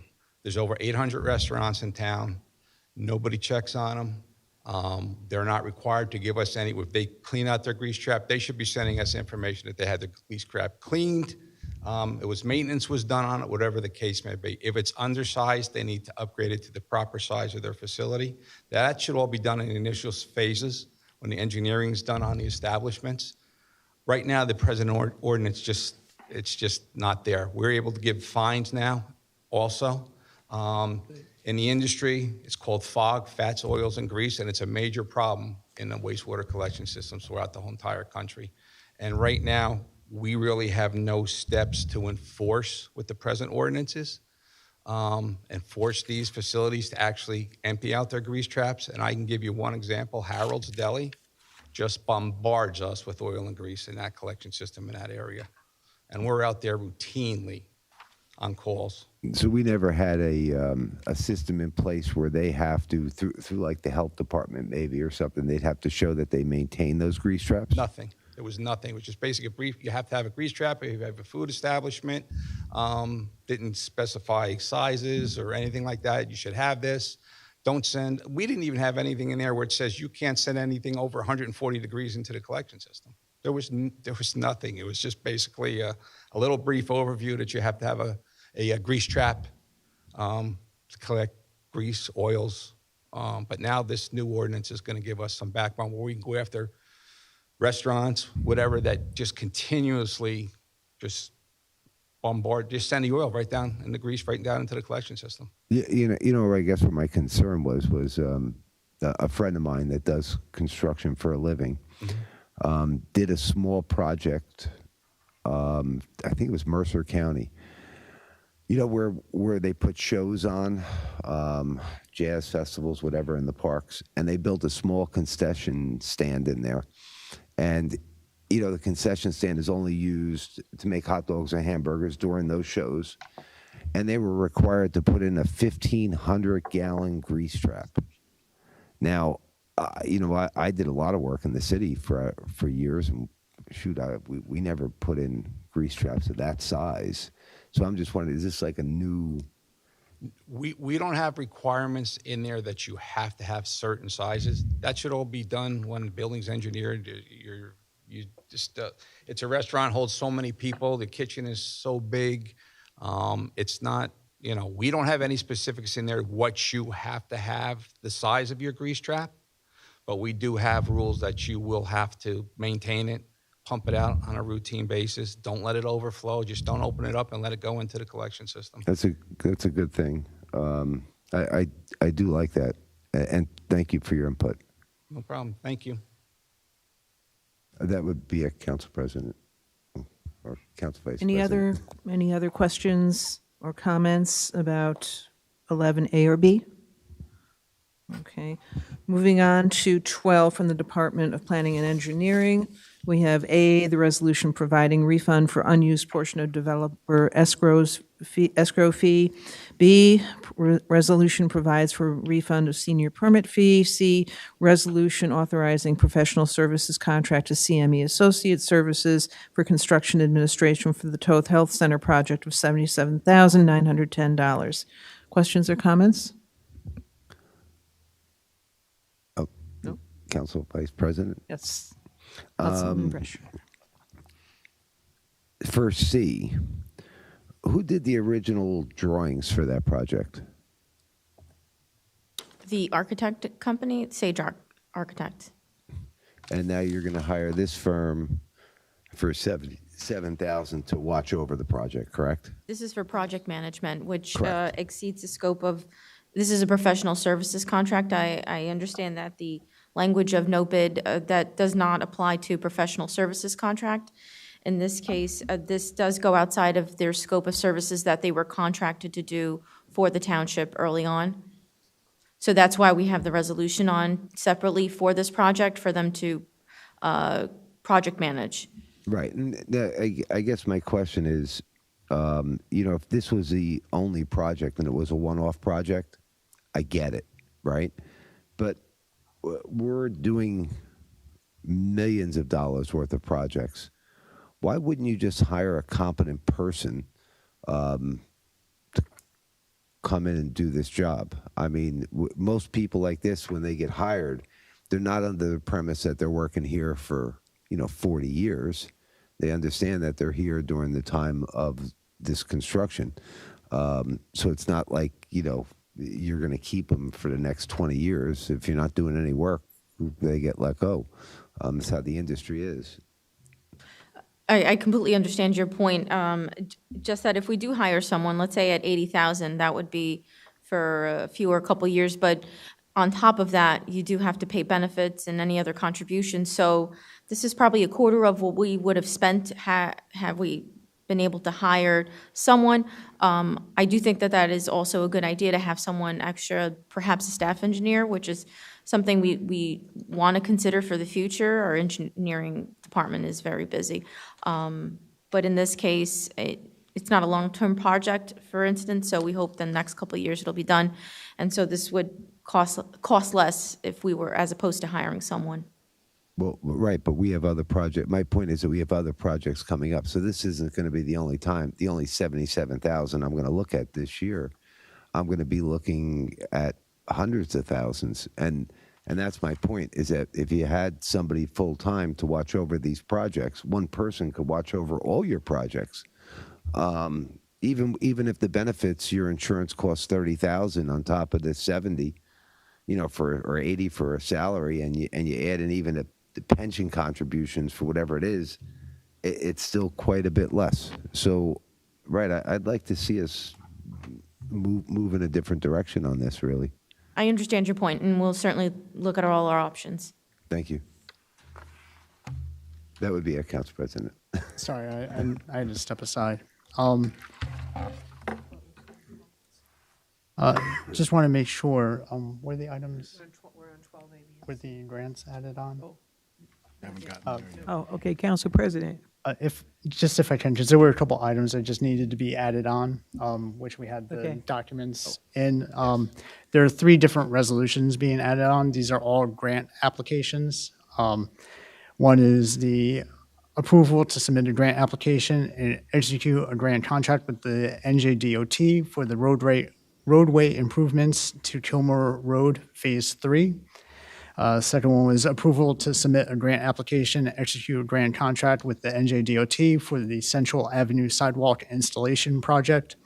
And the third was the township's desire to apply for and obtain a grant from the NJ Department of Community Affairs for approximately $1 million to complete the Edison Jets Pop Warner project.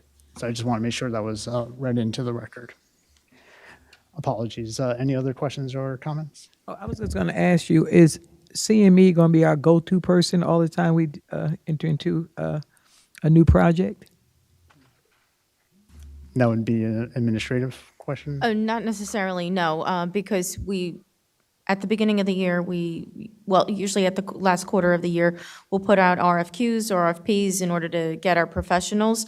So whomever is that firm or firms that we assign doesn't necessarily mean that it would always land on with CME or any other firm. For example, we recently went out and did a competitive contracting for special projects for sewer and water. So we'll always get various engineering firms of interest. So no, your question, CME only, that's not the case. No, because I know that you get them in the beginning, but it always seems like they come back and it's like something extra. Even though we signed up for this much, it's something extra every time something else occurred. So I just want to thank you for your answer. I just wanted to make sure that, different things do happen. Thank you. Thank you. Any other questions or comments? I'm not sure if this was brought up, but I've been requested in the past if there were any engineering or construction fees, what those percentage would be in comparison to the total project. This $77,910 is 1.48%, just for reference. Any other questions? Hearing none. 13 from the Department of Public Works. A, resolution releasing street opening escrows. Any comments or questions? Seeing none. 14 from the Department of Water and Sewer. A, resolution awarding a contract purchase order for the purchase of a printer and robotics drone, a bundle plotter printer and drone through CDW, $24,513. Any questions or comments? Council President? Yes, Councilman Patel. I just wanted to know, what would the drone be used for?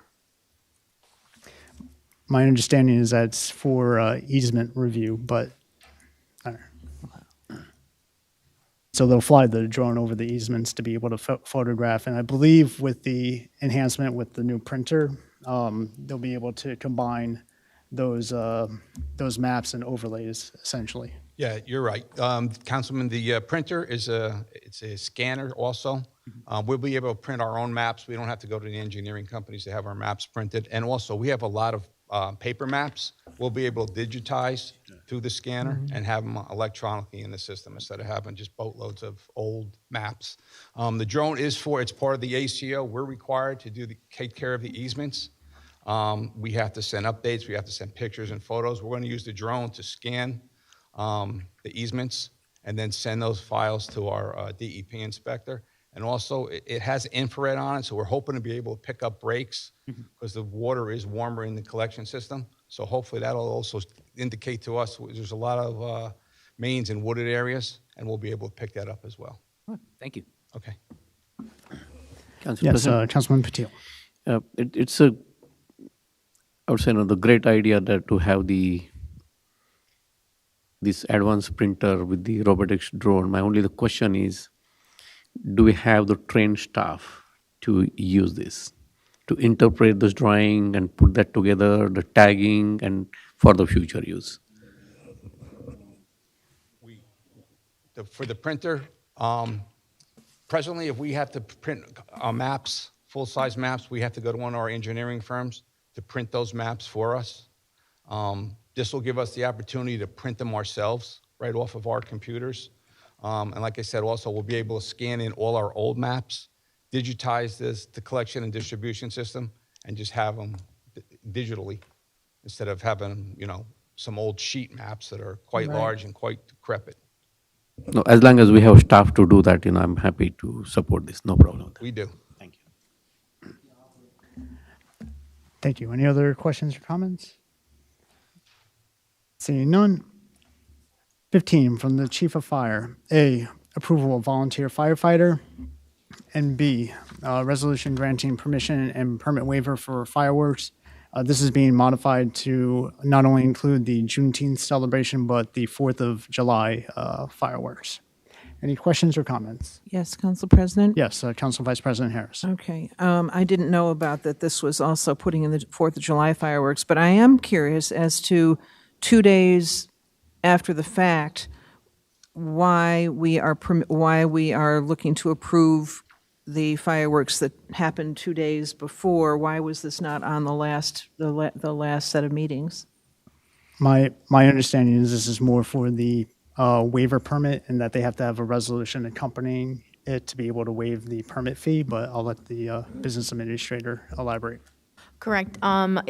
This was approved by the fire official, but in order to send this out to the state, we need to have a resolution adopted in order to send the permitting information to the state. Okay. Council President? Yes, Councilman Brescher. Right. So we authorized the fireworks themselves prior?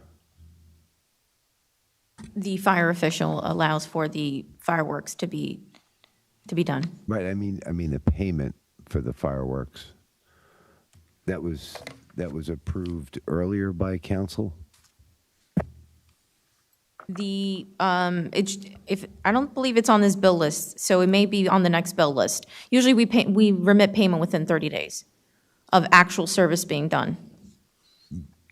Right. You're referring to the vendor, right? Yes. Okay. Yes. What I'm saying is right. The vendor is getting paid, right? And that came before council for us to approve?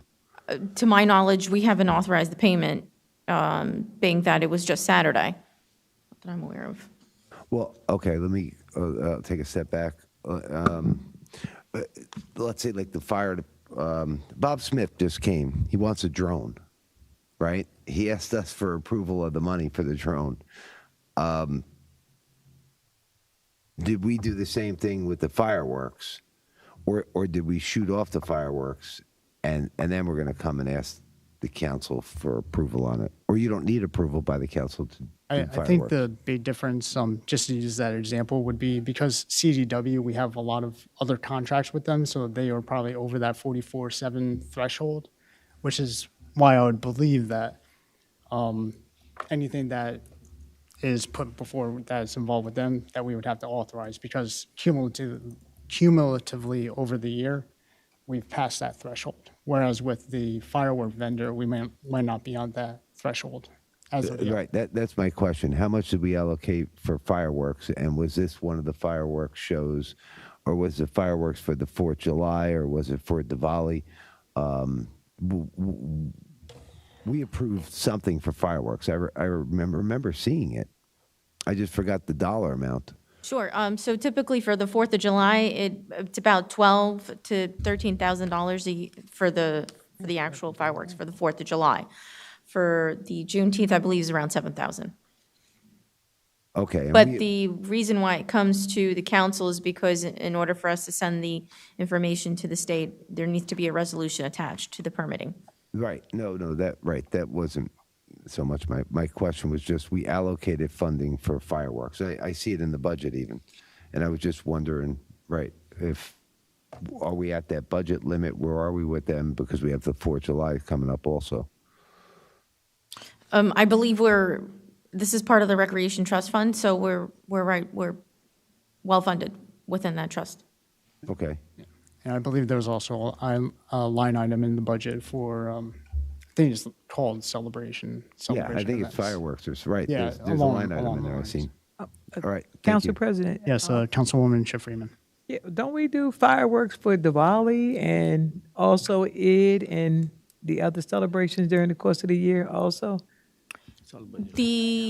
So the other one that we would be forthcoming is in October, and that's Diwali, but we would probably put that before you in September. Oh, So we'll be prepared to do that. Okay.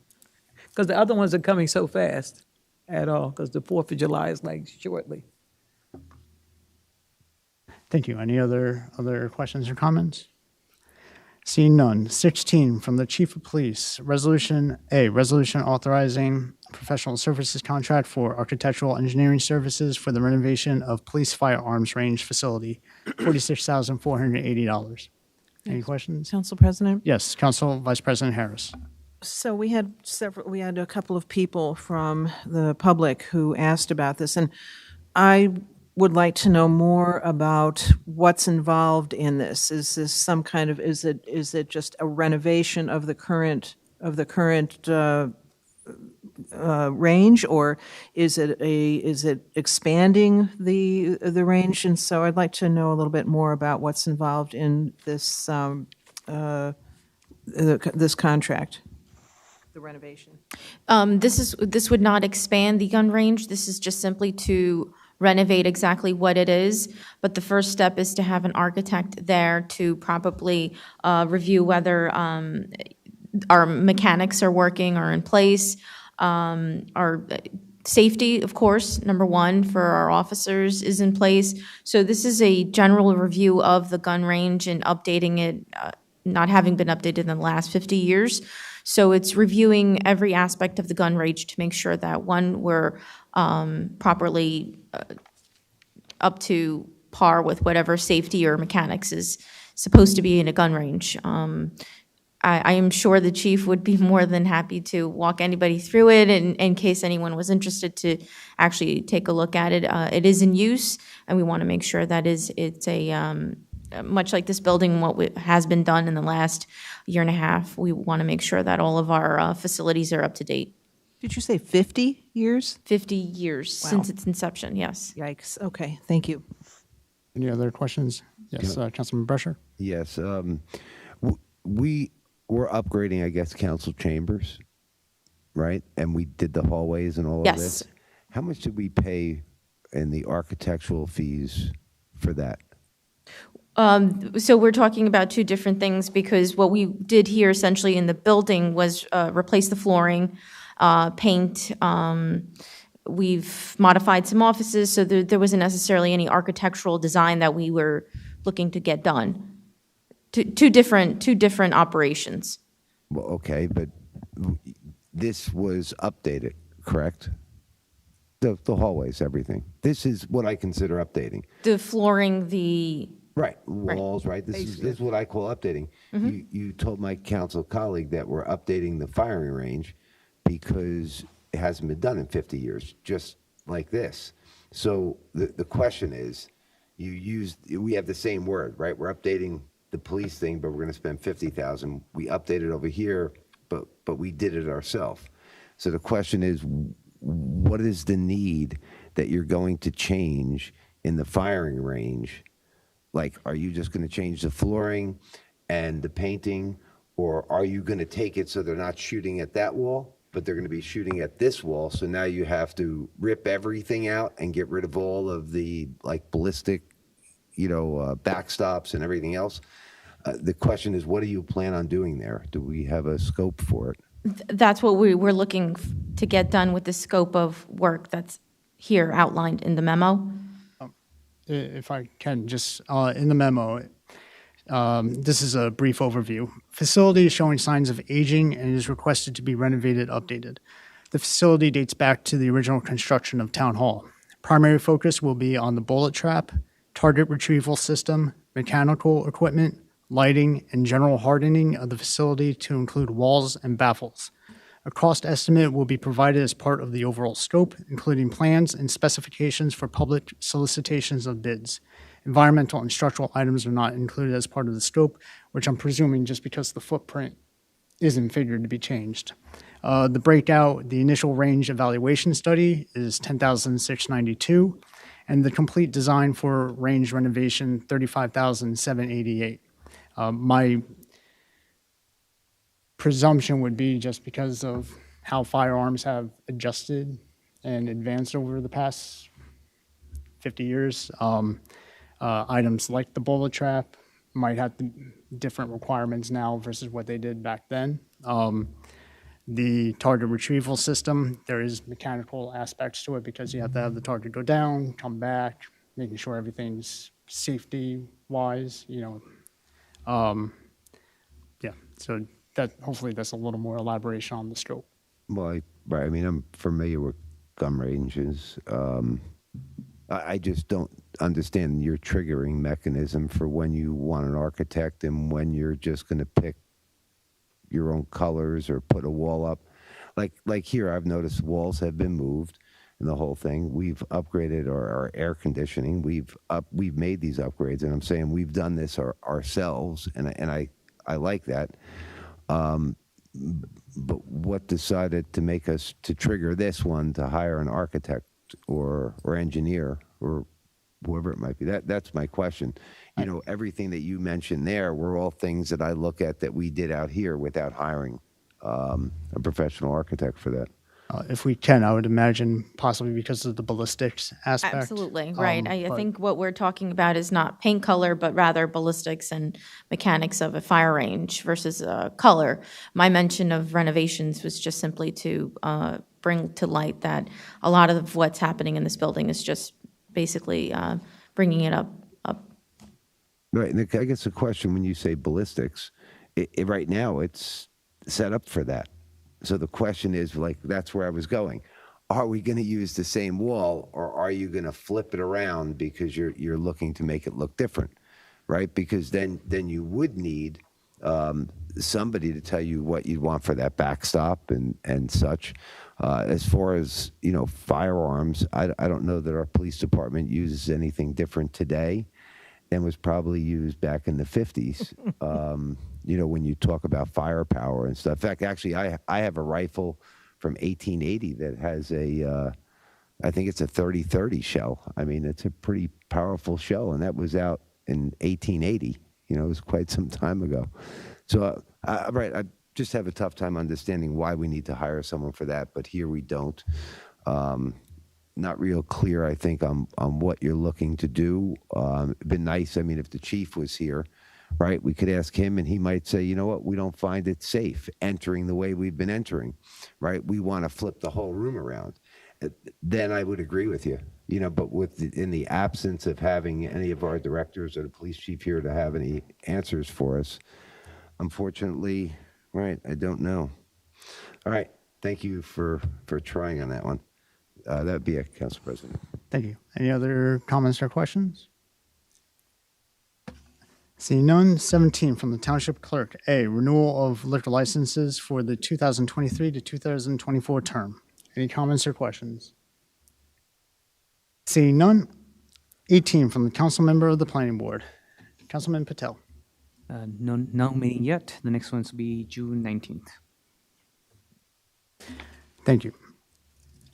19, unfinished business. Ordinances for further consideration, public hearing, and final adoption. O2176-2023.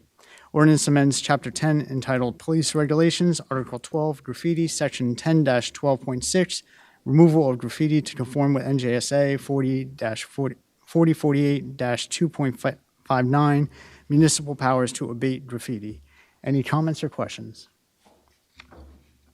Council President? Yes, Council Vice President Harris. So if someone's house had spray paint graffiti on it or someone's business, am I correct in presuming that they would have to go through their homeowner's insurance or business insurance or whatever it is to get reimbursed or to pay for the removal of this graffiti? I would defer to the legal counsel. We really can't answer that question. Every situation is going to be different. Some people will be able to put it through their insurance, some people won't. What this ordinance does is it authorizes the graffiti to be removed by the owner of the property. And if the owner fails to remove the graffiti, it authorizes the municipality to take action to have it removed and have the costs of that removal imposed on the owner. Yeah, I guess my problem with it is I'm all for removal of graffiti. That's not my problem. My problem is that let's just say it's a homeowner. The homeowner is the victim of someone spray painting graffiti on them. And then they, being the victim, they have to take care of the removal of this graffiti. And if their insurance doesn't pay for it, they're kind of screwed. And so I guess that's my problem with that. But I'm all for the removal of the graffiti. But that's why I was wondering about if they would go through homeowners insurance, for example, in order to get some reimbursement or to have that paid for. I'm just, my issue is just the double victimization of sorts. Thank you. Council President? Yes, Councilman Brusher. On that note, that's why I asked the other day about graffiti and art. Because if somebody tags my wall, right, and the township's coming to me and telling me to remove it and it's going to cost me money, who determines that I'm saying it's art? Who makes that determination that it's not art? And I think this ordinance allows for you to go to a court or somewhere, right, where you can argue your point on that, right? I believe that's correct, sir, yes. Right, I believe that was, and that's why I brought up the idea of what is art and what is graffiti. So I think there is some protection, for people in case they happen to be in a position where they can't afford it.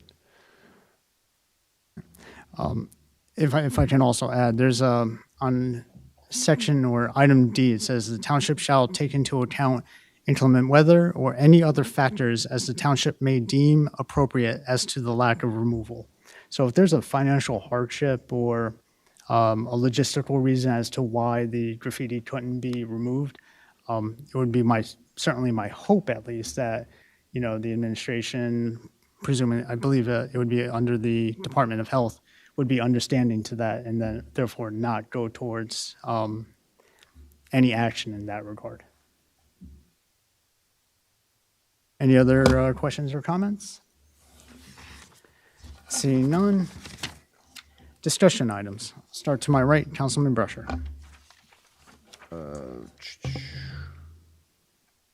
Yes. I have to say, when the residents come up and ask their questions, it would be nice if we could comment because they're all gone.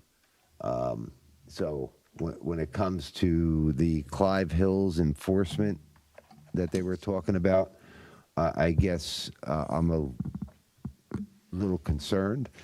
We fully funded our police department, right? The residents said that we had funding issues. So I think that wouldn't have been a true statement, and I would have liked to have corrected the resident while they were here to let them know that this, it isn't a funding issue. We fully fund our police department, and if our police chief deems that he needs more staff to do, traffic enforcement, he would go to the administration. Administration would come to us and tell us about it. But because we can't comment, right? Because he didn't ask a direct question, I couldn't make that comment when he was here. So hopefully he's going to watch. Council President, if I may. I do take notes during the meeting, so if there's anything specifically that is being requested from a resident, I can certainly go to the clerk and get their information, but the next day I go immediately to that department head to make sure that they address the issue. In this case, not only police, but I would also go to engineering. So I do take notes. Just because it's the councilman's discussion time. Okay. One quick thing to that, the Council President, I wanted to add to that. The gentleman to my right is recognized. I've requested numerous times before. Try to be fair, not perfect. Gentleman is recognized. Thank you. Thank you. Question for the attorney. Sir? Every property, and it's a generalization now, has sidewalks, curbs, and gutters, right? Which isn't really true, but in theory, on paper, they're there. The resident has to maintain sidewalks, curbs, gutters, and the street paving? Or does the resident, what is the resident, where is the resident's responsibility?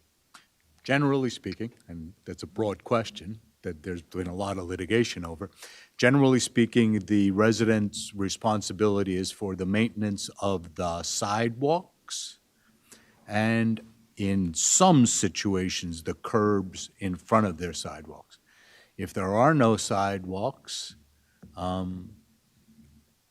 believe what the resident was requesting was that sidewalks be installed, which can be done one of two ways. It can be done as an assessment, what's called a special assessment for the property owners who are benefited by the installation of those sidewalks. They end up having to pay for it, or it can be done by the municipality as a capital project to install sidewalks in a general area. Right. Like I know that my father, when he built the house on Grove Avenue, and then they eventually came to put the sidewalks in, my father's taxes were adjusted, or somehow he paid for those sidewalks back in the 60s. So, right, I understand if certain neighborhoods want sidewalks, we couldn't probably install them for them, and the rate that we would charge, I don't know the time period that it would get paid over, but I don't think it's like 5 years. I think it's like 15 years or something. I don't know off the top of my head what the special assessment time period is, because I haven't looked at it recently. All right, but so now the resident, if the curb, you said now in some instances the curb, when is that? And Depends on the municipality and how the allocation of responsibility for maintenance of sidewalks is allocated and curbs is allocated. Some municipalities, the curbs are a municipal responsibility. Some municipalities, the curbs are the residents' responsibility. Some municipalities, the responsibility for the laterals from the mains in the street start in the street. Some municipalities, they start beyond the curb stops. So I can't give you a specific answer for what Edison's rules are. Okay, so you don't know. Tell you that it's done multiple ways. Right, but I was specifically asking for Edison, so you don't know. Not off the top of my head, sir, Okay. I do not. Can you get me that information? I can. And let me, Council President? You have the floor, so if you Yes, want to defer. yes, if she'd like to answer. I'm looking to figure this out here. So our ordinance 19-4, the homeowner is responsible for the installation, maintenance, and necessary replacement of curb and gutters. So our ordinance does relay the responsibility on the homeowner. In the event that, your question before was about if there was damage or something that had occurred and maybe happened under the township or someone else, and certainly they can make a claim through the township, a notice of claim, or through their carrier. That may be something, I'm not sure what their liability in this case may be, but it is the responsibility of the homeowner for the curb installation and maintenance. All right, so that's my question to the attorney. So if he can just verify that that's what we have, right? So that the residents are responsible for curb and gutter also. And with that, the question arises, to put it simply, we had an incident, and it's not a singular incident. It's throughout the entire town. So we have curbs and we have gutters. And over the course of every winter for the last 25 years, they throw this stuff called rock salt down on the concrete. And as anybody that's ever thrown rock salt has seen, it eats away at the concrete curbs and gutters. And then the plow trucks come, and when they plow, they go curb to curb, and they ride along the edge of the curb. And if the curb is out a little bit, that plow blade, it hits it, and bang, it just destroys that part of the curb. So while we're doing millions of dollars worth of paving, we're probably up to $50 million so far between the last administration and this one, which is a good thing. What we're looking at is the curbs and gutters aren't being repaired, and whose responsibility, is that? And if you're going to tell me that it's the residents, even though we put the salt down and we hit it, then that's fine. We can tell the residents that. And if anything, they could push the council to change the law or whatever it might be. But we'd like to get an answer on that if I could. Book banning. We heard a little bit from the residents on banning books. I'm not saying that doesn't happen. I just didn't really see that happen in New Jersey. What I do know does happen with books is that there's misinformation that is given out to books. And the one thing I keep on always going back to is in our schools, they teach our children that I believe it's Christopher Columbus is Jewish and Portuguese, where when I went to school, Christopher Columbus was Italian and sailed for Spain. Now, I don't know how history changed, but it did. And that would be a concern. But as far as, banning books, I haven't heard of that here in New Jersey. So if the residents were here and I was able to respond earlier, I would have been able to ask them, if they had a specific town in New Jersey or if this is just like an Alabama kind of thing. I don't know. So yeah, it would be nice if we could comment, but that would be it for my comments. Thank you, Council President. Thank you. Council Vice President Harris? None, sir. Councilman Patel? None, sir. Councilman Patil? Thank you, Council President. I have few things to follow up through Council President question to our administration. I sent an email and thank you for responding on the Calvert and Grove Avenue intersection.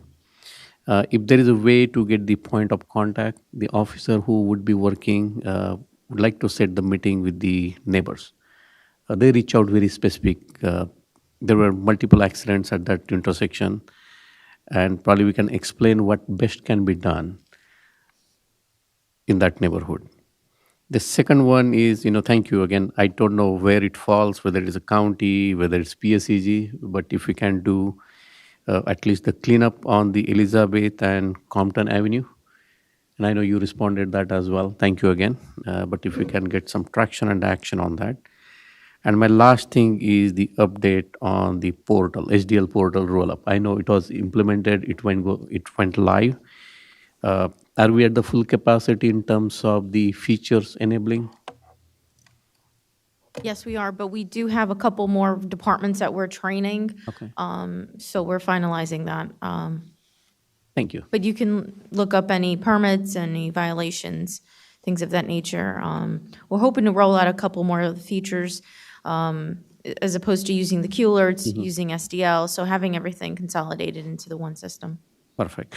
And will this also, because the initial proposal was to replace our service request portal and baked into this HDL portal. Is that enabled or not yet?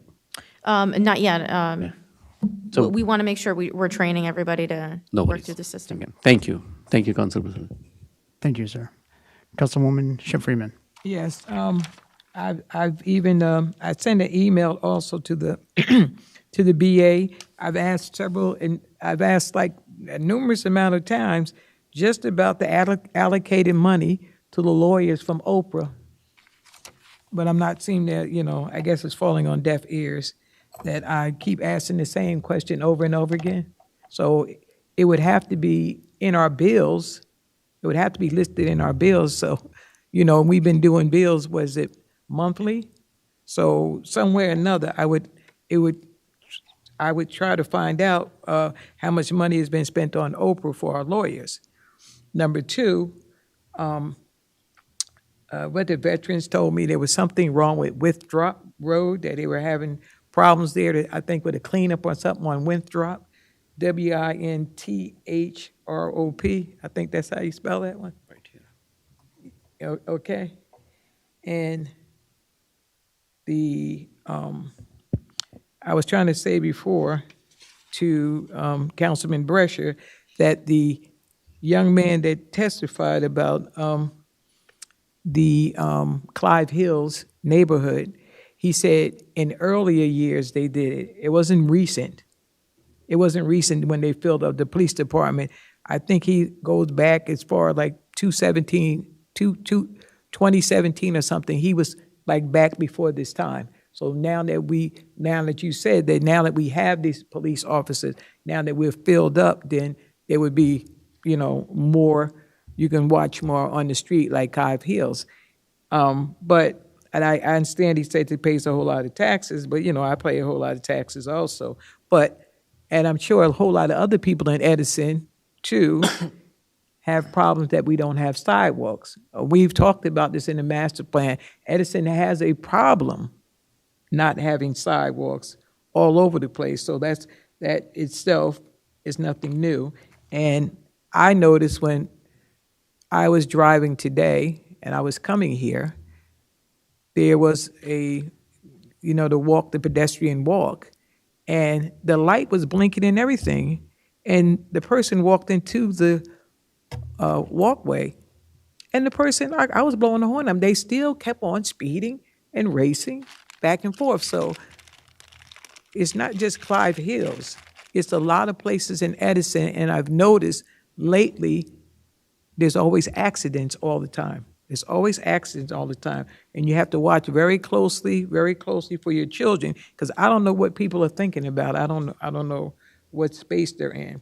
And my other problem is that the people that live, by Blueberry Village and those places over there, but they have the HOAs, they're experiencing, they said they're being fined continuously, but I'm listening to, they said that they're upgrading their fines and upgrading the different difficulties that people are having within their communities. Like, say, for instance, like they was talking about the grease trap, and I guess these people were talking about different things that have to be, like when you're in housing, you have to have a certain, like you have to have a fire extinguisher, different little things that fall upon, like condos and stuff. And they were saying they don't want to be the ones that are targeted, because they feel like they're being targeted.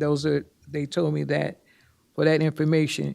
And my most important thing is, after watching I-95 and the fire and with the tanker that blew up, I still have tankers down the street from my house, and everybody, I don't know what they think when they're telling me, oh, but they're empty. So you take a tanker, you go to the place, you pick up the gas, you empty it out at whatever place, you come back, and it's not purged. It still has gasoline in it.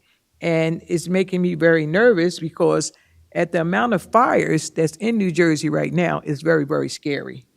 You know, I'm very, very, upset behind that. But that was the last thing about them. Thank you very much. Thank you. For myself, first, I want to say as council president, I have a duty to run our meetings and conduct business delegated to council. I believe I have done so in accordance with law, to the best of my knowledge and ability. If there have ever been any affronts on my end, they most certainly aren't intentional. This isn't a jiu-jitsu mat. I'm not trying to grapple or spar with anyone here. I feel compelled to make a statement on actions towards me that occurred at the work session meeting on Monday, May 22nd.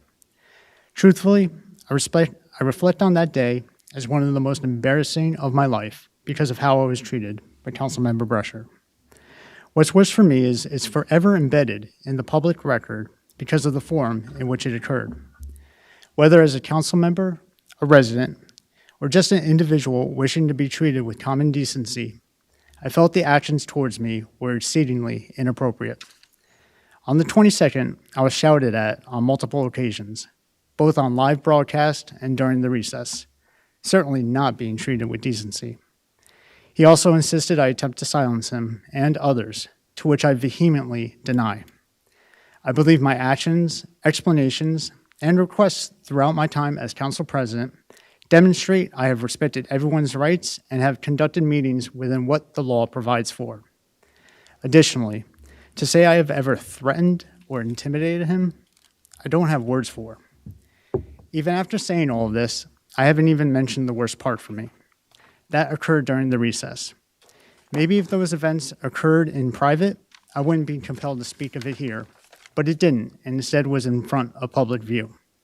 Imagine my embarrassment to be yelled at by the council member, stating he would start addressing me instead as council president, but rather as another degrading term. I won't repeat that here, but for reference, this incident did occur in front of the attorney and another council member. This is not fabrication. Also, I was extremely mortified to look out and see an individual with phones out seemingly recording the beratement. It felt like there was a hope that a reaction would be elicited from me that could be shared with others to portray me in poor light. Then in the following days, to have the anxiety with receiving numerous phone calls from people checking in on me because of how bad they viewed the behavior displayed. To walk into town hall and having employees and colleagues throughout the time here bring up the events, reliving every single time discussed. To be scheduled to go to public events, particularly with the holiday weekend, anticipating that you would be there and how you may treat me at those events. I'd also like to bring attention to the public of what occurs after meetings like that on the 22nd. Clips and snippets of the meetings are published online, some in longer form, with others with overviews portraying certain points of light. Recaps are placed on YouTube with thumbnails showing headlines and images, like this is Celebrity Deathmatch or something. In addition, meetings with decorum, such as the one on the 22nd, have resulted in communications to me that honestly could be considered threatening. So yes, when there are items brought up in a confrontational manner, I'm taking into consideration outside items as I have a right to life, liberty, and the pursuit of happiness similar to anyone else here, watching at home or anywhere else.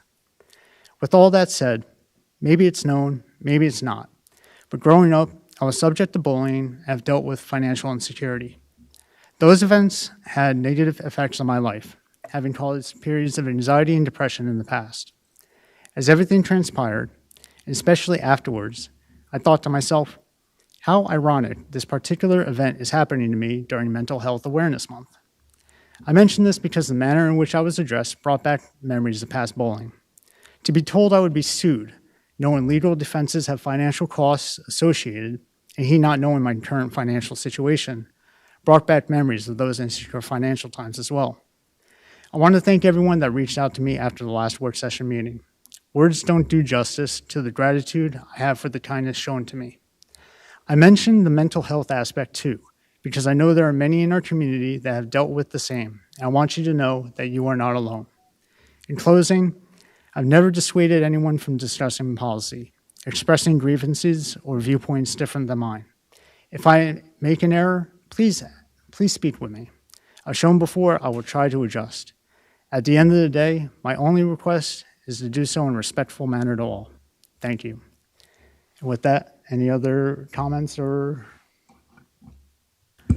Hearing none, can I get a motion to close? Motion to close. Second. Motion by Councilman Patil, second by Council Vice President Harris. All in favor? Aye. Aye. This meeting stands adjourned.